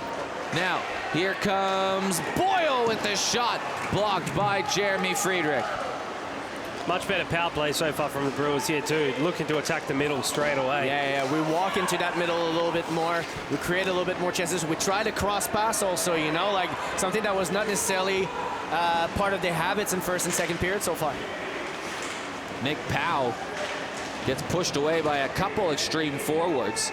Tyler Leeming there in support. The puck just went over play into the public skating area, so the first 90 seconds of the power play gone. Period started with a goal from Zach Boyle. Xander Wardlaw responded on a 4-on-4. He also scored earlier in the game to give him equal points lead at the NHSL leaderboard, and it's a 2-1 Xtreme game. Eric Balnar, Johan Levesque, and Ryan Foll calling all the action for you, with Dave Webb on the sidelines. Brewers gather the puck. Boyle finds Wise. Wise looking up the middle of the ice, and Ben Handberg got there and he pushed it to Jeremy Klein. He's got some space. Big shot in front. He was looking for the rebound, and Ben Handberg was almost there to bank it home. Dylan Pope had a man wrapped around him. He finds a way to get this back towards Adam Wise. Jeremy Klein to Wise. Wise up across the goal, plays it in behind, picked up by Chen as the penalty will come to an end and make it 20 for 20 for the Xtreme in 2022. Wise scores right as the penalty ends. Adam Wise put a shot on net, and we have a tie hockey game. Everton started by that little chip by Wise down behind Jeremy Friedrich. Big pressure to be able to get to the puck first, create a turnover, the pass across, good shot by Wise, a little bit of a fumbling puck. It's come off a defender in front Andrew as well. Chen. Yeah, and you can see straight away on the replay here, Andrew Chen is definitely know what just happened. He felt it. But, you know, you have to put pucks to the net, and Everton start by a good forecheck by that all line. And you got a good result. The Brewers, a minute and a half, 2 minutes before that, built all the momentum, built all the pressure to that chance. So they definitely deserve that goal. So Adam Wise has equalized for the Brewers. Under 5 to go in the second period. It's 2-2. Wisey opens the account. Adam Wise has 3 points now on the year. That's his first goal of the season. A bunch of different goal scorers from a very well-balanced and high-scoring Brewers team. They're averaging 7 goals a game over their last 4. Is that good? Yeah, it seems it's okay. They're a wagon right now in terms of goal scoring. Nathaniel Benson battling on the puck down low. Noah Maley looking for some support. Steve Best ties up a man at the blue line, kept in by the Xtreme, and here comes Xander Wardlaw. Wardlaw looking for the points lead right here, centering, was looking for Maley, who receives a shot from Andrew Glass as he skated in across the goal. And now players get tied up. There's going to be a penalty coming, and it's going to be to the Brewers. No, that's just an offside. Nope, that's just the offside linesman with the armor. Just an offside. Dave Webb, down to you. Yeah, Eric, it's really interesting. We've seen in the last couple of weeks there have been games with really something on them. Minor premierships, staying in the playoffs, things like that. Today there's nothing on this, and it's been the most chippy the benches have been between each other. I think that will set us up pretty well for a very entertaining grand final championship series that starts 1 week today. Matchos has the shot blocked. He scored a couple early goals early in the season. Dean Peterson chipping his way back. Gets pushed around. Long shot from Sack. Jeremy Friedrich blockers this. That goes into the corner. Aaron Widger scoops it up off the backboards. Widger leads a man ahead. He was looking for Ollie Martin. He overskated the puck a little bit, but Peterson right back on it. Ollie Martin trying to settle it down, and Reggie Matchos works out wide, working against Geyer. They're good friends, and I think teammates sometimes in line, but they play some hockey locally too. Here comes Ben Handberg off the turnover, cut towards the front of the net. Ollie Martin, the former national team goalie, intercepted by Tyler Boyle, back into the attacking zone. Xtreme gather possession. Here comes Martin. Shot, blocked, chipped away. McDougall kicks it to Esposito. Esposito looking for McDougall again. McDougall working around on the backboard. McDougall circling around, has 2 men take him down. And it's back to the point. Chen, stutter step, shot on goal. Andrew Glass, another nice save. Big booming hit behind the play too. Martin, shot on goal. He's looking for something. This line of Martin. Here we go. And now we've got some rough stuff. And it's 2 guys who are warriors that were going at each other with McDougall and Sack, and now McDougall and Tyler Boyle mouthing at each other, teammates in the local competition. A little bit of rough stuff with Whelan and Pope as well on the side. Not much, though. Doesn't look like either of them want to go. But like I said, the longer this game goes on, I think the more the heat and the intensity is going to pick up in it. You know, got a big 5-game series ahead. We call that playoff hockey, people. This is what it's all about, you know? The animosity is going to start to rise up. Those teams will hate each other at the end of those couple of games, you know, you will have no shaking hands. I'm telling you, no shaking hands at the end of those games. It's going to be wild. And this is why we're all here, you know. This is why we love hockey. It's because of those games. McDougall and Sack getting into it. Two warriors on the ice that stick up for their teammates. Two good guys off the ice. They spent Christmas together, Absolutely. Joey McDougall and Tom Sack, but on the ice, they're going at each other right now. No friends when you hit the ice. I'm telling you, no friends. After the game, you know, you can have a beer or something like that. You can talk about it. You can even play in the same team of the guy that you fought. That happened a lot. But when you're on the ice, you play against someone else. Oh, here you go. So it's Dylan Pope that gave a shot over to Nick Whelan. They had a little conversation about... I'm pretty sure he wasn't inviting him to his wedding. I was going to say maybe he's asking me if he's gone to the pub after. Yeah, exactly. Any good lip readers on that one? Well, this is it. You have a pretty good idea of what's happening on the ice at that point. All in all, we have a 2-2 game. Xander Wardlaw with 2 goals, and it's Boyle and Wise, 2 defensemen that have the goal. There's Joey McDougall getting chippy down there. Very quickly down. Dave Webb, I'm sure on the benches right now, things are fun. Oh, it's very friendly down here. Yes, I don't quite understand it. The only thing I can feel is that there is no home ice advantage. So I feel like if you win the mind games this week, you're going to go into next week a little bit happier, but that's the only reason I can see for it. And it's been the most chippy I've seen it, other than the fact that it's the good old Port Adelaide versus Adelaide rivalry. Well, teams will be sick of each other. All in all, Joey McDougall, out of all of that, is going to take the leading penalty. So the Brewers will head to their 4th power play of the game. They scored about 3 seconds after their last penalty end, so it technically wasn't a power play goal, but as Ryan Full did point out, it did probably come off the back, so a pretty good power play opportunity for them at least. Yeah, like we were saying, Yoey, earlier, they were attacking the middle on the last power play, really creating some dangerous chances, which led to an opportunity just after the power play expired. Well, one of the things, if I have a little bit of time, you know, we were talking about the chirpiness on the ice, you know. The game of hockey is 70% mental, you know. 30% of it is your skill and the ability of being a good player on the ice and executing plays, but 70% is how you think on the ice. And when your head is not in the game because someone is calling you something, or you start to have a little bit of a chirpiness going on, a little bit of a push, it gets you out of your game, you're not concentrated anymore, and it makes you lose your temper. And the other team's going to capitalize on it. What's the old saying? Hockey is 90% mental and the rest is in your head. Well, I mean, yeah, exactly. But in sports psychology, they say it's 70-30. Yeah. So, and it's completely right, you know. So when your head is at the right place, you definitely perform better. Whether you are a really good player, a very skilled player, or a guy that is there for energy, for a little bit more of a physicality aspect, or even just a player that can chip in a little bit defensively, you know? Dave Webb, what are the penalties that have been sorted out down there? So there's 4 minor penalties. 2 of them cancel each other out, but then Joey is in the bin, in the penalty box. So it's 5 on 4. Sack's got 1 as well, which is why he's off the ice. Right. So a lot of paperwork to sort out as the PA announcer reads out a laundry list of penalties taken. At the end of the day, all that matters, main advantage, Brewers, for the next 2 minutes or less. Siemens couldn't clear the zone. Powell back to the point. Boyle winds, fires, tipped in front of the net.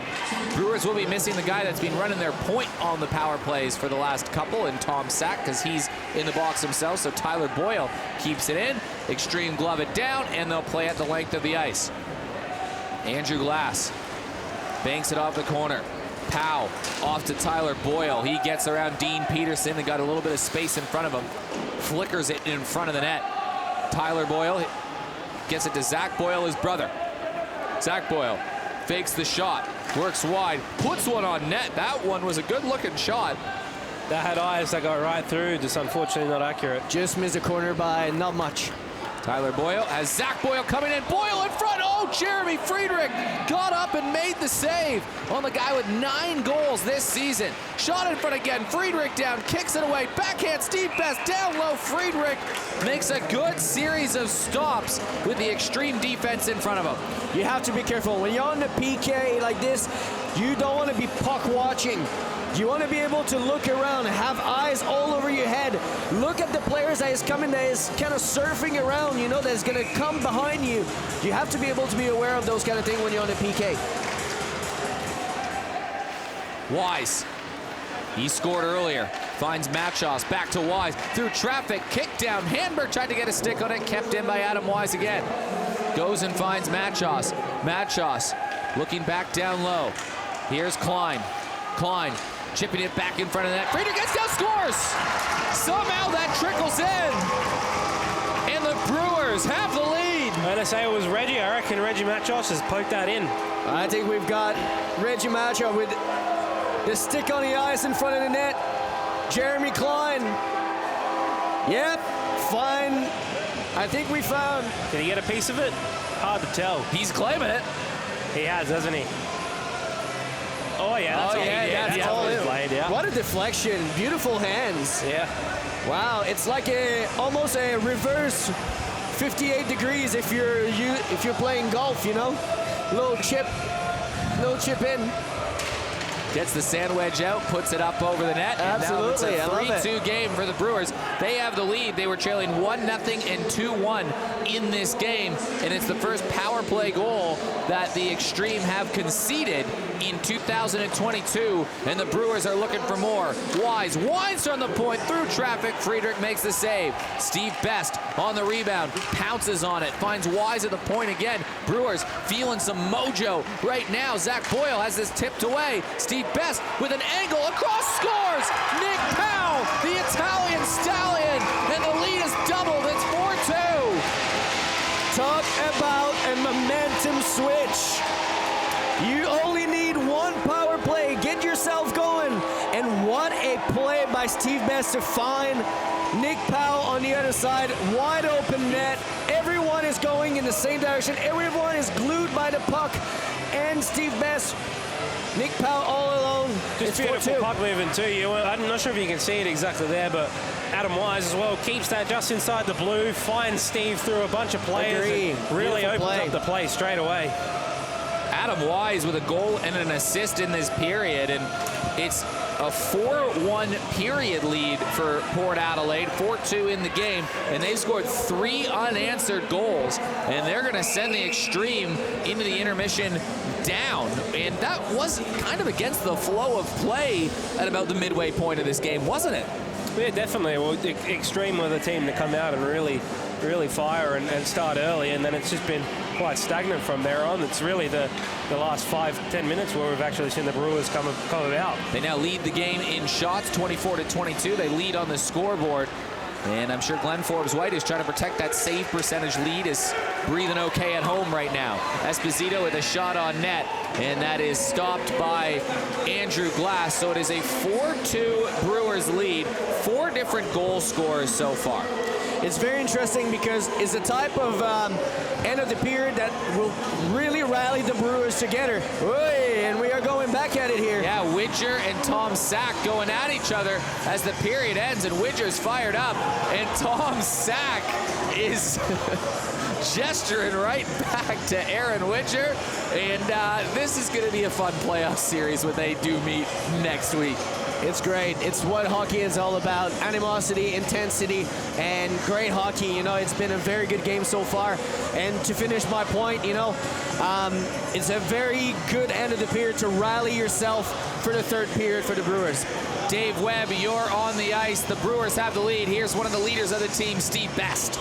Yes, Eric, I am. I'm taking my life into my own hands, I think, coming down here at this point. Steve, what a second period for you. Massive turnaround. I think looking at the beginning of the period, you just, not enough shots on goal. What's changed? I think we were panicking a little bit with the puck, and we kind of decided to get the puck, slow down with a bit, noticed we get a lot more room than we have, than we think we have. We just kind of played with the puck, you know, like the goals are coming from decent passes, good shots, rebounds. We're just slowing the play down in our head, and I think that's working for us. the feeling as well. I mean, if you look at the last couple of weeks have been meaningful games, have been minor premiership, playoff berths on the line. It wasn't as chippy as it's been tonight. Again, what's changed? I think we're just trying to play just disciplined hockey coming into finals. You know, we're trying to see what works, what's not working, and you know, we want to set a good example for ourselves and get some momentum going into finals. So play the right way going into finals and use the momentum to go from there. Third period, defending a lead. Wardlaw on there. Is he going to be one of your biggest problems? I think that whole first line is, you know, he's got 2 goals tonight, I'm pretty sure, but yeah, their whole first line can put the puck away. So, you know, we got to worry about everyone on that line, but, you know, we've got our own threats as well they have to worry about, so I'm not too worried. Thanks a lot, Steve. Best of luck. Enjoy the third period. Thanks to you, Eric. Welcome back. Third period action. Port Adelaide Brewers, they kind of were a big storm in the last 5 minutes of the second. Goals to Adam Wise, credited Reggie Machos and Nicola Powell, made it a 4-2 game. We talked about the points at the top of the game, but first, here's a look at this goal. This is now under review. Jeremy Klein went to the front of the net. Our producer, Brandon, is saying that this was a Jeremy Klein goal. Goes off a skate, then off a stick, and in there. Yeah, okay. So he's saying the goal goes to Jeremy Klein, and if producer Brandon says it, it has to be true. We've got Johan Levesque and Ryan Folk calling the action. Boys, what do you think? Well, you can really see, I think it's on the other replay, on that angle, you can really see the puck. When he throws a puck in front, you can see that Jeremy Friedrich, it hits the backhand of the stick of Jeremy Friedrich and goes above his shoulder. Yeah, it's interesting. What does it hit right there? No, it wasn't Reggie's stick. No, it wasn't. That was a wild sequence of bounces that has to go through. I'm going to say that's off Jeremy's stick. And then maybe the defenders as well. Jordan Dyer after that. I reckon Jeremy might actually tow it there. Yeah. No, I agree with that. I think it's a very plausible action. Yeah, like we said, you know, like big last 5 minutes of the period for the Brewers. They score on a power play.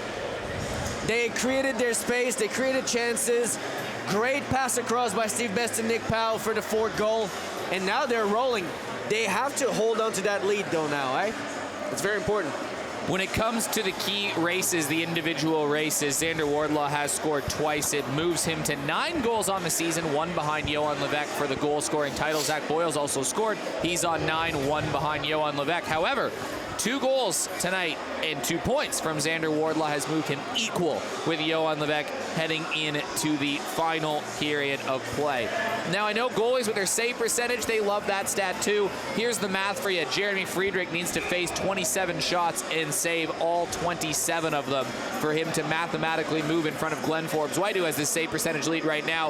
If Matus Trinka gets put into the game and he stops 6 of 6 saves, he would move past Glenn Forbes-White, but as it stands right now, it's looking very unlikely that anyone other than Glenn Forbes-White would not be leading the league in save percentage among the starting goalies. Pete King, the emergency backup goalie, played unreal in 2 different games for 2 different teams. He can't win it, but I'm sure Glenn's at home sitting on the couch with the calculator right now anyway. He's all about his own stats, eh, Glenny? Absolutely. Yeah, I calculated that myself. I should have just messaged Glenn. He's been biting his nails a little bit. He doesn't have some anymore. Yeah, that's it. Glenn Forbes-White is active in this game in some weird way. We'll tell you about that in the next break, circa Andrew Glass. As we're back underway in the 3rd period. Andrew Chen turns and fires for the Xtreme. That's knocked down by Steve Best, and it's chipped forward, and here comes Xander Wardlaw looking for Benson, and a good back check. Back down low, Wardlaw for the lead. He's got it. Xander Wardlaw with the hat trick. Xander Wardlaw is the leader in the NHSL in points. Well, who do you know? It's ridiculous, eh? That's a goal within the first 20 seconds of every period. One team's just come out flat-footed every period, and it's the Brewers this period. Well, you know that the guy is coming to play. He had his family here, coming to see him, and he showed that he's the man. Wardlaw with 10 goals on the season. That's equal with you as well, Johan. Xander Wardlaw putting his foot down in this last game, but crucially it cuts the lead in half and just makes it a 4-3 hockey game, and it's a goal the Xtreme really just need as a team. touched up there. Started a period though, you know, you had a little bit of a change of momentum straight away, you know, a little bit of it. I think the puck glued a little bit. Yeah, there you go. Puck glued a little bit, and Andrew Glass couldn't find the puck. Got a little bit confused, and yeah, I mean, who else than Xander Wardlaw to put it in?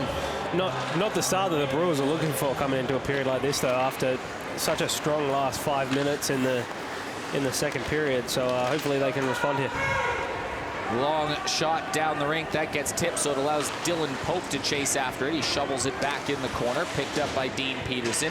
Peterson finds Stapleton. Stapleton bursts up down the left wing, plays it back behind the goal. Ollie Martin giving chase. Tyler Boyle heard some footsteps there. He got rid of the puck quickly. Dean Peterson back on it, and he runs into a Brewers player and gets another shove. It is a bit chippy down there.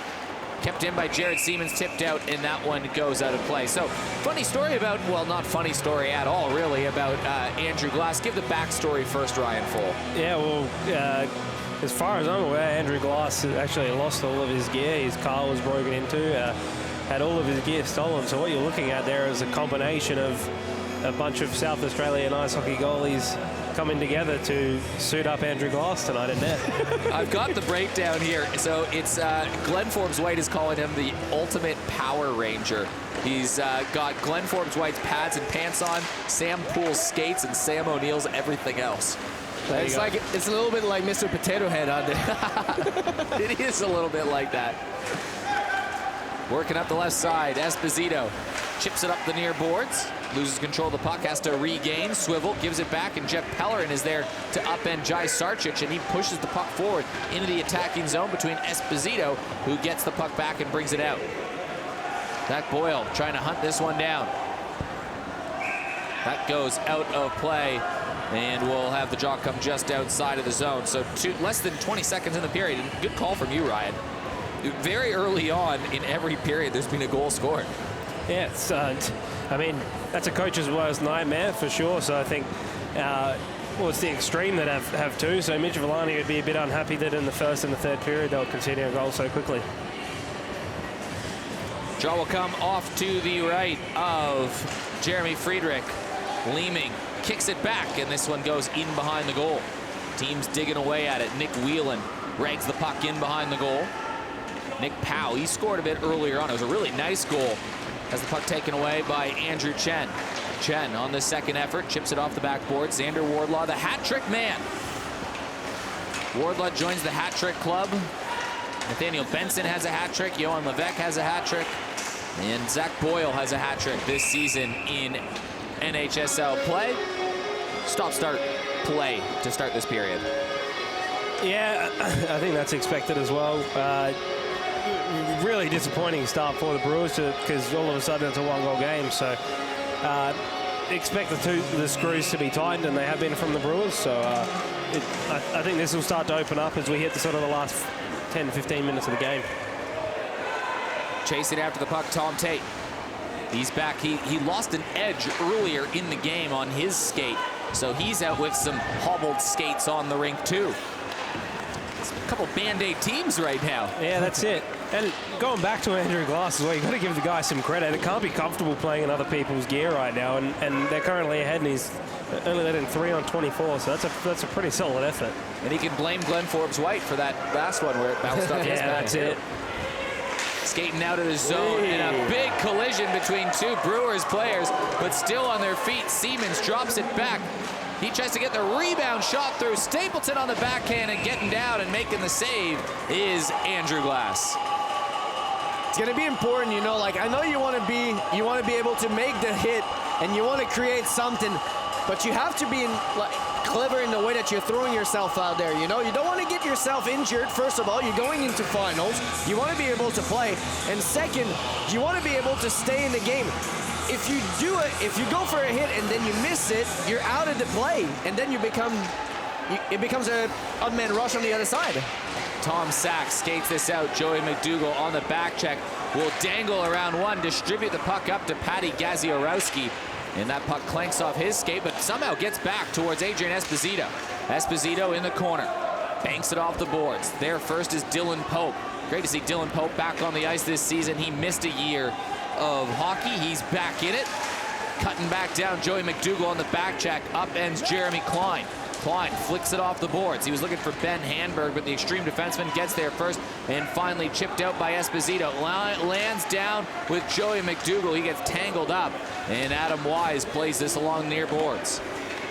Neutral zone giveaway game at the moment between these two teams. Xtreme were up 1-0 and 2-1, but 3 unanswered goals late for the Brewers, made it 4-2. Before Xander Wardlaw scored his hat-trick goal to make it 4-3, and we should be in for an entertaining last 15 minutes. Could we see overtime even? I mean, we saw everything in the NHSL this year. The Here's last game Wardlaw looking for 4. He was looking up high. He was looking for the goal-scoring lead, too. Xander Wardlaw on a mission. He's got 10 family and friends that have flown in for this game. Talked to his brother in the intermission. He won a championship in New South Wales with his brother before coming over to play in the NHSL. It's a hockey family, the Wardlaws. Wise rings it around the board. Steve Best stops. Nice play in the neutral zone. Nick Powell is looking for the puck, upended by Andrew Chen. He makes one too many moves, and Powell back on the puck, puts it in the attacking zone. Noah Maley for the Xtreme. Works his way up the ice, gets around Wise, gets to the puck first, works on his backhand, has Nathaniel Benson parked in front of the net. Noah Maley still grinding away in the corner. No one can get him off the puck. In fact, he draws a penalty, and Maley still has the puck. Finally gets it off, and player's going to be touched up, and Maley is draped down to the ground, and the Xtreme jump to his expense. Adam Wise was the instigator. Nathaniel Benson, the tough guy, jumping in to his support, but Noah Maley, hard on the puck, draws a penalty. And he's done it all year. He just keeps his feet moving in situations where players look to play the body on him, and he just gets himself into positions where he can draw penalties so easily. Look at that, it's a clean holding penalty. You know, you got to let the guy skate if he's going to get away from you. It's just holding, hooking, whatever you want to call it. It's just because he's keeping his feet moving. And after that, after the play, you know, like, you can see that, like, Adam Wise basically was just getting frustrated at the fact that he didn't win that battle. And then after that, he went at Noah Maley for no real reason else than just basically frustration. And in a one goal game, you have to keep your cool like this. I know you want to be involved. I know you want to be able to pay the other team for whatever happening on the ice. But you have to be clever. You can't just give a power play like this, you know. It's a very big switch of momentum happening right now for the Xtreme. Andrew Glass tried to join in there to give Team Peterson, his old friend and teammate, a bit of a hug too. I think Andrew Glass is having some fun out there today. Oh, I mean, I hope he is. I hope he is. You know, it's time to shine. And even with the equipment of a little bit of everyone, you want to have, I love... He's animated. I love people that are having a little bit of a character out there, you know? You want to create a persona. When you're on the ice, I like myself to have a little bit of fun. I'm sure he's doing the same. Enjoy the moment. This is a good time, you know? It's not every day that you can say that you're playing professional hockey. Well, after all of this paperwork is sorted out, it will be Adam Wise with the penalty. You could call it, like you said, Ryan Fola, hold a hook. Whatever you want to call it, it all comes down to Noah Maley keeping his feet moving there and just really working it along the boards. You don't let a guy go through, skate past you. If he's got the speed, you got to let him go. If you impede with him, you're going to be in the box, and that's exactly what's going on here. It's NHSL/WWE out there. So it'll be a 2-minute or less man advantage for the Adelaide Xtreme. This is their third opportunity of the game. They are 1 for 2. The last penalty power play they had was all the way back. And remember, in the first period, the Brewers took 2 penalties in the space of 30 seconds. And in less than 2 minutes into the game, the Xtreme were on a 5-on-3 advantage. Xander Wardlaw later scored his first goal on one of those advantages. It hasn't been since then that they've had a power play opportunity. Well, there you go. A bit more discipline from the Brewers this game. So. Until now. Yeah, that's it. Now, are you saying And it's... Adam Wise choose it takes like 6 penalties in one play. Are you saying it's looking like WWE out there, Yoey, because it's fake wrestling? Or... Oh, no. I mean, there's suplexes and stuff like that happening. That's Did why. I see Bruce Boudreau list off all of those wrestlers the other day in his post-game conference? No. Oh, if you're a hockey fan out there watching, go Google Bruce Boudreau wrestling.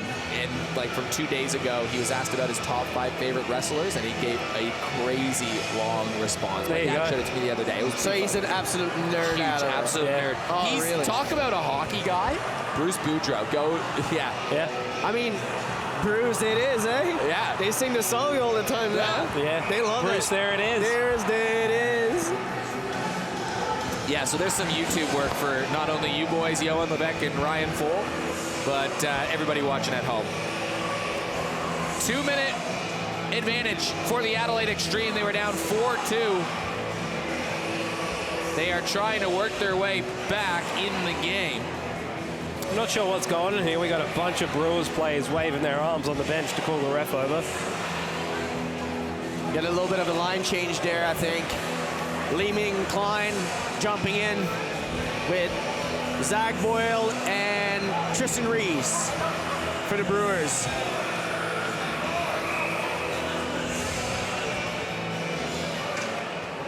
Well, we are underway as this gets sent all the way down the ice.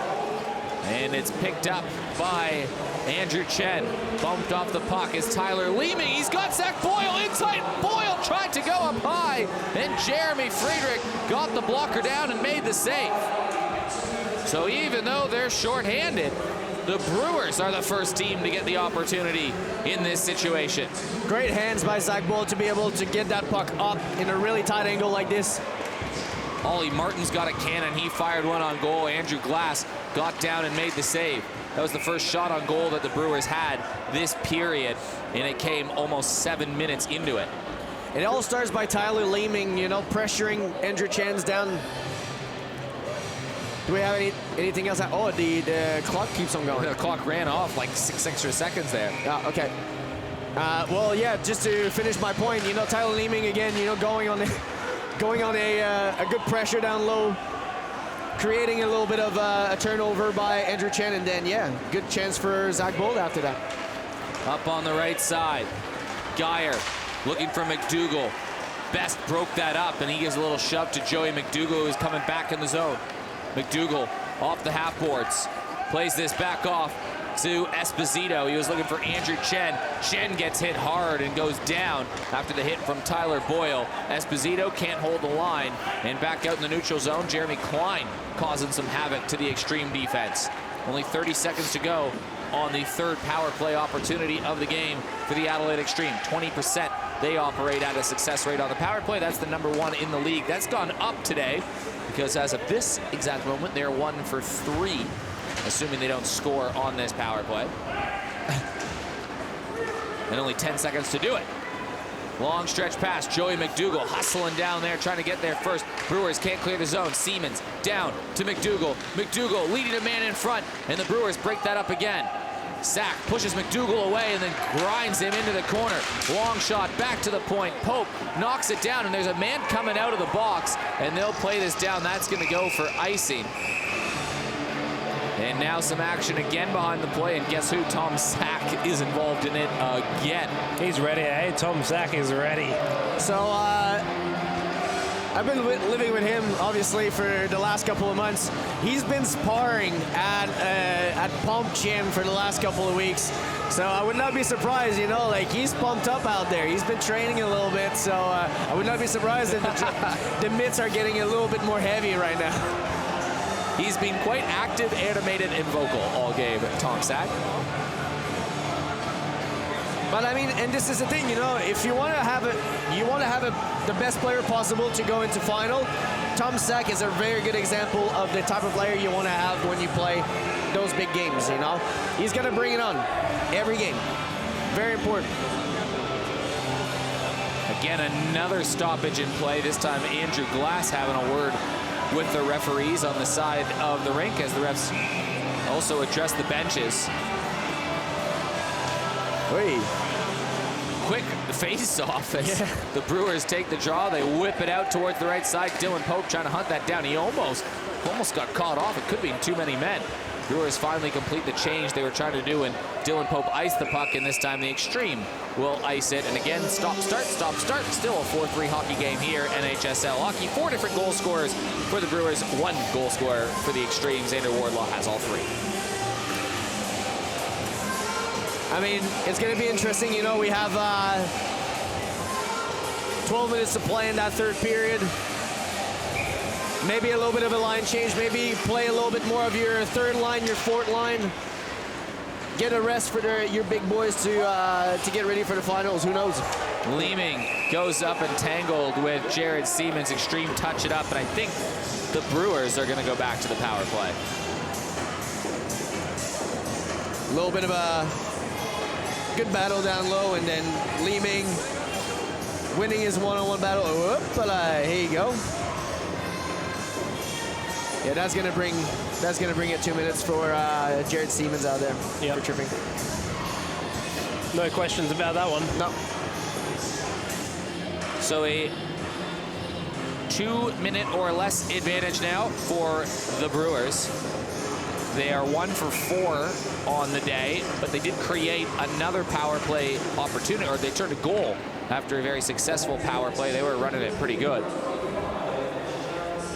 Nick Powell taking the draw, working against Andrew Stapleton. Only 1 shot on goal this period from the Brewers, and that one trickles wide. It was a long shot from Tom Sack. Angling down low is Steve Best. Best has Nick Whelan over him. Nick Powell joining in support. The Xtreme, and they're trying to walk it out, but again, Powell takes the puck away. Powell plays it back to the right point, looking for Boyle. Back to Powell. Powell fires one through. That one whips wide. Zach Boyle keeps it alive. Plays it back down low. Here's Tyler Leeming. Leeming tried the backhanded pass, looking for Nick Powell, who's joining the slot, and finally the Xtreme gets some wood on it, and they'll clear it out. Zach Boyle with a man draped all over him, but he's got some speed. He's got some wheels. He's from one end of the ice to the other. He's got the defense to beat. He tried to drag it, and Noah Maley will play this back in the neutral zone, and the Brewers will have to reset.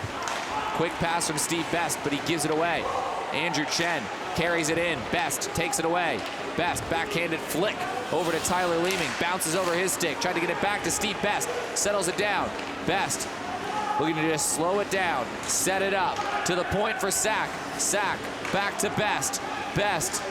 He's got Boyle moved to the center of the ice. Sack at the point. Unloads a shot. Blocked by Noah Maley.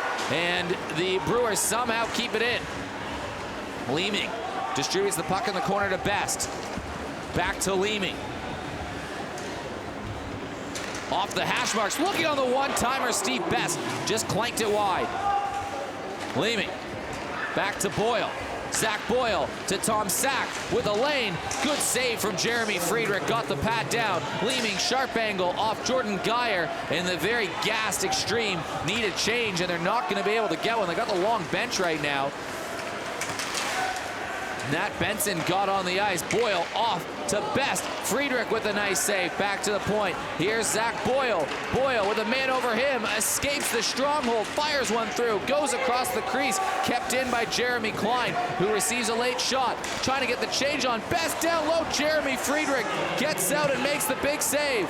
Wardlaw was looking for Maley. Maley's been on for the entire penalty kill as it finally comes to an end. The Brewers had their opportunities. The Xtreme gassed, but the Brewers couldn't put one away. Yeah, that's it. Xtreme done a good enough job to escape the danger there. Back to 5-on-5. Plenty of time to tie the game now. Big shout out to Jeremy Friedrich on that one. Back down low. Here is Stapleton, bumped off the puck. Brewers glove this all the way down. I don't know if it was slightly deflected, and it was not. Sorry, it was called icing. So over halfway through the third period, but lots of good opportunities from the Brewers. Yeah, good puck movement. Great way to actually get a little bit of momentum back, and you want to have more pucks on net. I feel like one of the biggest thing that it's happening is they move a lot in peripheric, not enough puck on net. This is how you're going to win that game. Benson on a skirmish off the draw. Tries to kick it out to Wardlaw, but a Brewer player got there first. And here comes Ben Handberg with some space out wide. Handberg fires one through, and Jeremy Friedrich kicks that aside. And a big hit off the near boards, and the puck pops out to Pope, slides one to the net, rebound again, and Jeremy Friedrich, who was quiet the first half of this period, has made about 6 or 7 saves in the last 3 minutes. I love the way that Ben Handberg handled that puck, you know, in the neutral zone. He tried to beat the defenseman wide. He keep his feet moving and have a good shot on goal. Really good way to actually put some pressure out there. Draw one by the Brewers. Chip back out to the point, and a wild shot from Tyler Boyle goes off the glass and into the corner. Reggie Machos chips it off the boards, but it's scooped up by Dean Peterson. Peterson out wide, trying to tangle up Zach Boyle. Collars to the net. Peterson tumbled into the goal, and Andrew Glass played that well enough. Brewers will ice the puck. Yeah, nice rush from Peterson there too. I'm not Good speed. 100% sure what happened there. If we just managed to tuck that in on net or not, but good save from Andrew Glass if he managed to get that on net. Yeah, good speed and by Peterson, but also a little bit of a gap control that was not necessarily there by the defenseman, you know. A bit backing up a bit too quick, giving a lot of space for Peterson to actually cut into the net. Brewers chip this out back in the neutral zone, kept alive by Jared Siemens.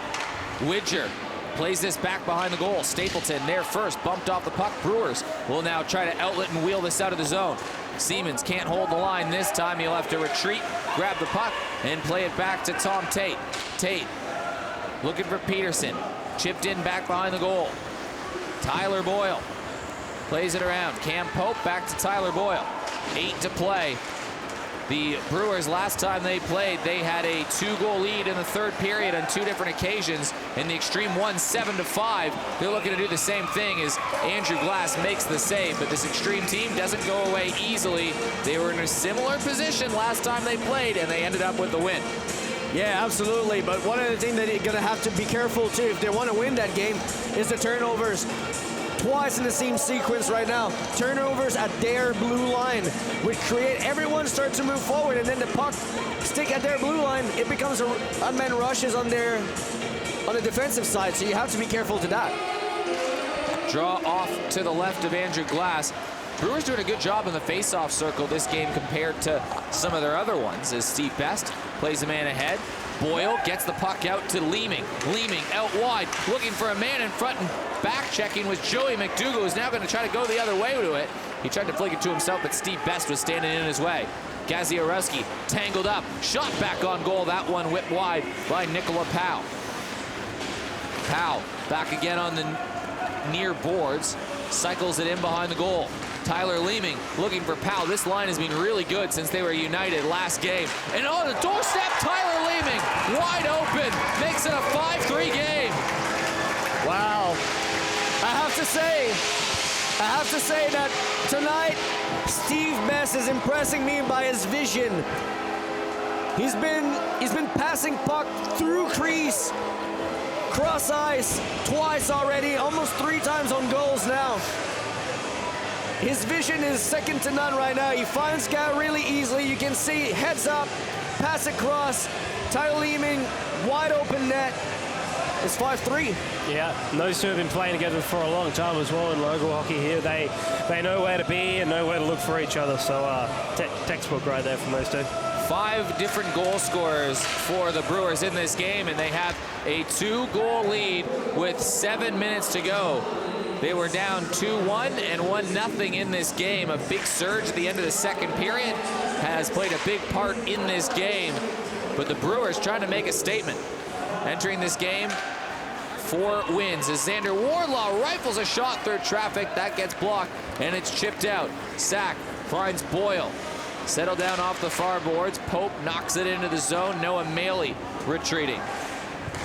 Whelan looking for Chen. Gets it up to Benson.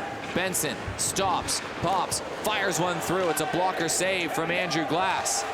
Brewers now leading the shot category again. They've got 10 this period. They didn't have any for the first 7 minutes in a big flurry of action. Brewers coming ways, but here's a giveaway. Walks in front. Andrew Glass, big save. And off the rebound, he denies Benson again.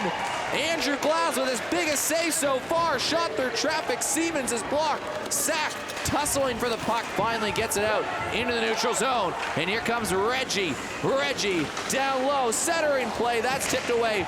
Wild shot from Tyler Boyle. Glove down from Jeremy Friedrich. But Andrew Glass makes his biggest save to date. Yeah, he's bailed I think it was Tyler Boyle out there with a miscue of a pass straight to Nathaniel Benson. But yeah, brilliant save. I mean, you have to look at the way that he actually challenged Benson. He's right above the crease, you know. He wants to go. He wants to say to him, come at me, shoot it, try it. It's very difficult, you know, for a shooter when you have a goalie that is really into your face like this to be able to find the hole to be passing it behind him. Draw off to the right, back to the point.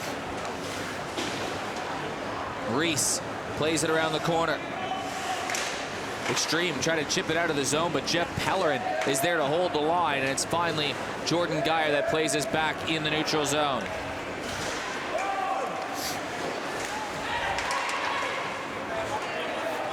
Chip back behind the goal.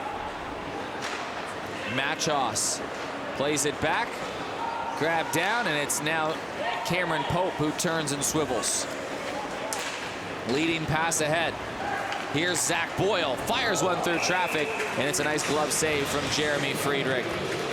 So if the score holds, and there's a long way to go, it would be both teams with a 5-3 record, both teams 2-2 against each other in the season.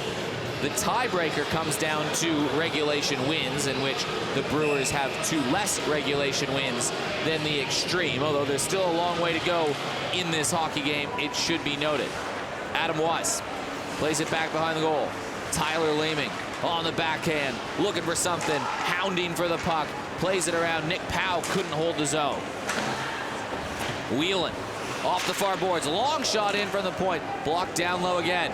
Esposito chipping this off the boards. Joey McDougall, you haven't heard from him from a while, and I have a feeling you could be hearing Joey late in this game. This is where Joey McDougall comes to life. Knocked down. Whelan plays it up. He was looking for Patty Gaziorowski.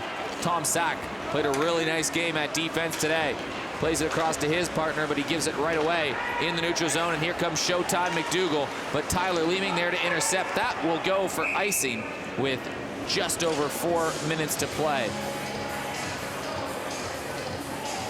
A lot of action, a lot of things happening. You know, we have different things at different momentum swing in the same kind of like stop and go, you know. Like we have the Xtreme going one way, a turnover. We have the Brewers going one way, turnovers. We don't have a proper shot on goal in that sequence, but a lot of speed going. That's one thing that is sure is those guys are still fit. They're still able to have a little bit of breath, and you can really see that they're game shape ready for the finals. Balanced attack today from the Brewers. 5 different goal scorers. Boys, going to be asking you pretty soon. 4 minutes to go in the game. Who do we have in conversation for 3 stars of the game right now? Who are your shortlisted candidates? Well, we have to think about Xander Wardlaw. I mean, 3 goals? 3 goals. The guy is the new NHSL point leader. And he's going to be the one who's going to win the race at the end. The all-time NHSL point leader. For me, Andrew Glass? Yeah, I was just about to say Glassy or Tyler Leeming for me from the Brewers. Two real standouts so far. Steve Best being pretty good as well, hasn't he? I have to say, Steve Best impressed me today. He plays like the leader he should be. His head is in the game. We know that he can have a little bit of a short temper sometimes. You know, he likes to get a little physical. But in this game, he's nice and light-headed, level-headed. He plays really good hockey, and he set up guys like no others tonight. It's a tough one though. There's been a lot of good plays tonight. It's been a real spreadsheet over both teams. So I think that's a positive for both teams for sure. Complete team effort, especially from the Brewers. 5 goal scorers from their 5 goals, and this train of goals continues. Wardlaw, though, he might not be done yet. He's got 3 goals in the game so far. He's got the points lead. He's got tied for the goals lead. Zach Boyle still one behind at 9. And here comes Boyle now. Boyle angled off from Jared Siemens. Turns, fires, whips one on goal. Big rebound in front. Friedrich, big skate save, scores! On the rebound, Dylan Pope banks it home. And that might be ball game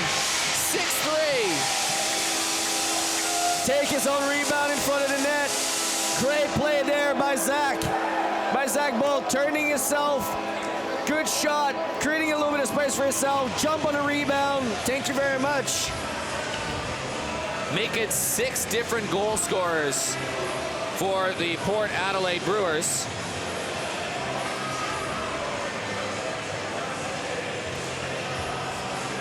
And that might be enough distance, you would think. Although crazier things have happened. The Brewers were once, they came famously back from 7 goals down. Let's not talk about it. I had to have you both up here. I have to at least slip it into the commentary. What? But what a performance from the Brewers, who have really stormed home from about that 6-7 minute mark of the second period. That's when they've scored all their goals. They've scored in waves, and this has been about as balanced as an attack as we have seen so far.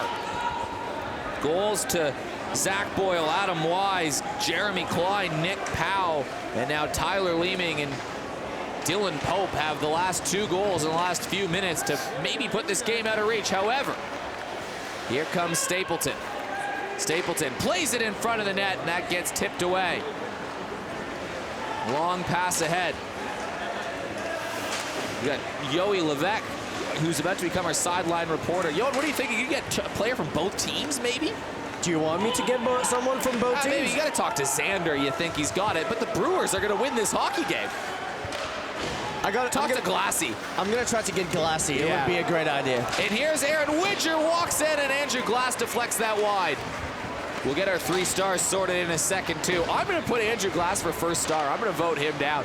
Only 3 goals allowed so far. That's one of the least so far that a goaltender has allowed in a game. 3 would be the lowest, to be totally honest.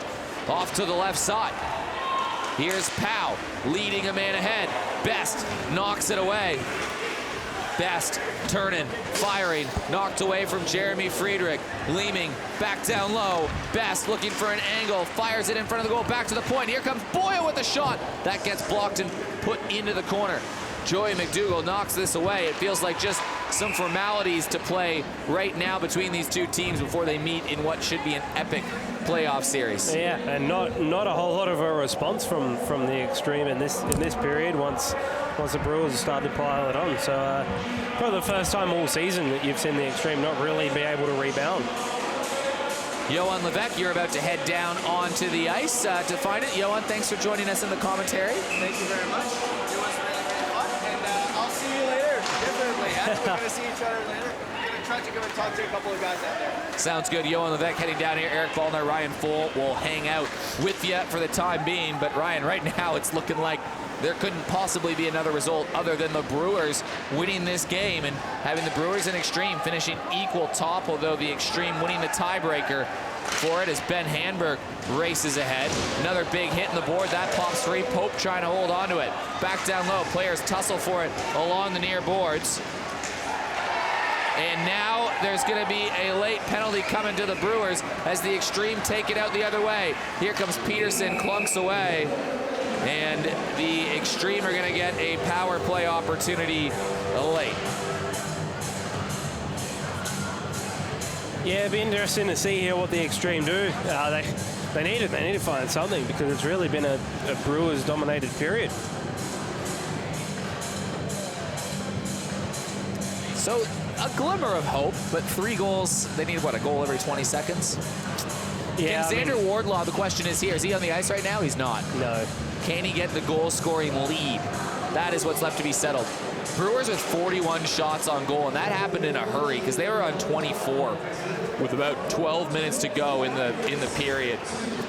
17 they piled on late. Andrew Glass has stopped 27 of 30 pucks so far, and he's not even wearing his own equipment. If that doesn't earn you a first star, he's not wearing his own equipment. Yeah, exactly. 90% in Glenn Forbes White's pads. That's better percentage than Glenn Forbes White, isn't it? So does Glenn Forbes White get a star too? I mean, I guess. Is that how it works? Still could allow another goal. The least amount of goals allowed by a goalie who's played the whole game has been 3. By a few different goalies on a few different occasions. Brewers chip this one out. Racing down. Tyler Leeming. He's in. Shot on net, and he gets tied up. And the Xtreme break that up with 30 seconds to go. These teams will see each other again very soon. Chen enters the zone, looking across the ice. That gets knocked up, and Tom Sack will carry this out. He's looking for Leeming. Leeming's more open than a 7-Eleven at midnight, and a big stop from Jeremy Friedrich makes the save. Leeming all over it. Well, not a lot happening there on the Xtreme power play. If anything, it looks like the Brewers are the ones on the power play. So back to the drawing board, I think, for the Xtreme going into the end of this one. But fortunately for them, this game doesn't mean much. So it's time to regroup. They have won the minor premiership. Zach Boyle still trying to get an equal share of that goal-scoring lead. Right now it's Xander Wardlaw and Johan Levesque who have got that distinction. The puck stuck in behind the goal, just 4 seconds to go, and that will do it for the game, and that will do it for the NHSL regular season. The Port Adelaide Brewers get 6 goals from 6 different goal scorers, and what a performance from Andrew Glass in net, not even using his own equipment. Stops 28 of 31 pucks that head his way, and the Brewers will be feeling really good about themselves. Having to win, they had to beat the Stars, otherwise they would have been eliminated. They win this game, their backs have been against the wall, the Brewers, and somehow they found their way into good form heading into the final series. Yeah, they've really put it together late, and it's been hard to stop. What have they been averaging? About 6-7 goals a game. So it's now 34 goals in the last 5 games. Yeah, there you go. So that's hard to play against. So that's very good. Even with Jeremy Friedrich in net, that's really good. And they can score in bunches. They had only that 1 goal with about 5 minutes to go in the second period, and it felt like that power play that they had. They didn't score on it, but Adam Wise scored one from the point right as it expired. Then they later scored a power play goal immediately following.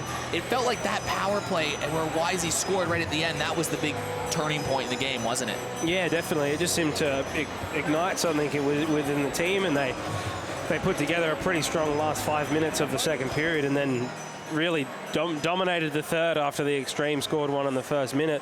That was pretty much it from the Xtreme. So yeah, really surprising to see, actually, after the way this whole season's gone, that the Xtreme weren't able to respond the way they have been in the past. They will get a couple key players back, you'd think, in David Huxley and Graham Charbonneau, but the Brewers also getting some key players in Jaden Ryan and Harley Anderson, so both teams have a few inclusions before the final series starts next week. Yeah, that's it. And I mean, well, you would expect that Matus is going to start for them as well. So who's arguably, well, he's their starter, so you got to say he's the better goalie. But the way Glassie's played tonight, Glassie was awesome tonight. Not even using his own equipment. We can confirm he's going to be named the first star of the game. Andrew Glass, Xander Wardlaw with the hat trick, the second star, and Tyler Leeming, the third star, just edging out Steve Best, I think, on our little panel votes. And Leeming, maybe that last penalty kill did it. And a nice we're going to throw down to the ice with the first star of the hockey game. Andrew Glass is with the NHSL leading goal scorer, Johan Levesque. Andrew Glass, what a game, my man. You look like you enjoyed it a lot. How do you feel? That's my first real game in 4 years. So I had my gear stolen a month ago, so I'm borrowing gear. It was all right. It was all right, man. How did you feel in the gear that is not your? You know, it's probably really uncomfortable, but you played pretty well. How do you feel right now? How's your leg? Cramping.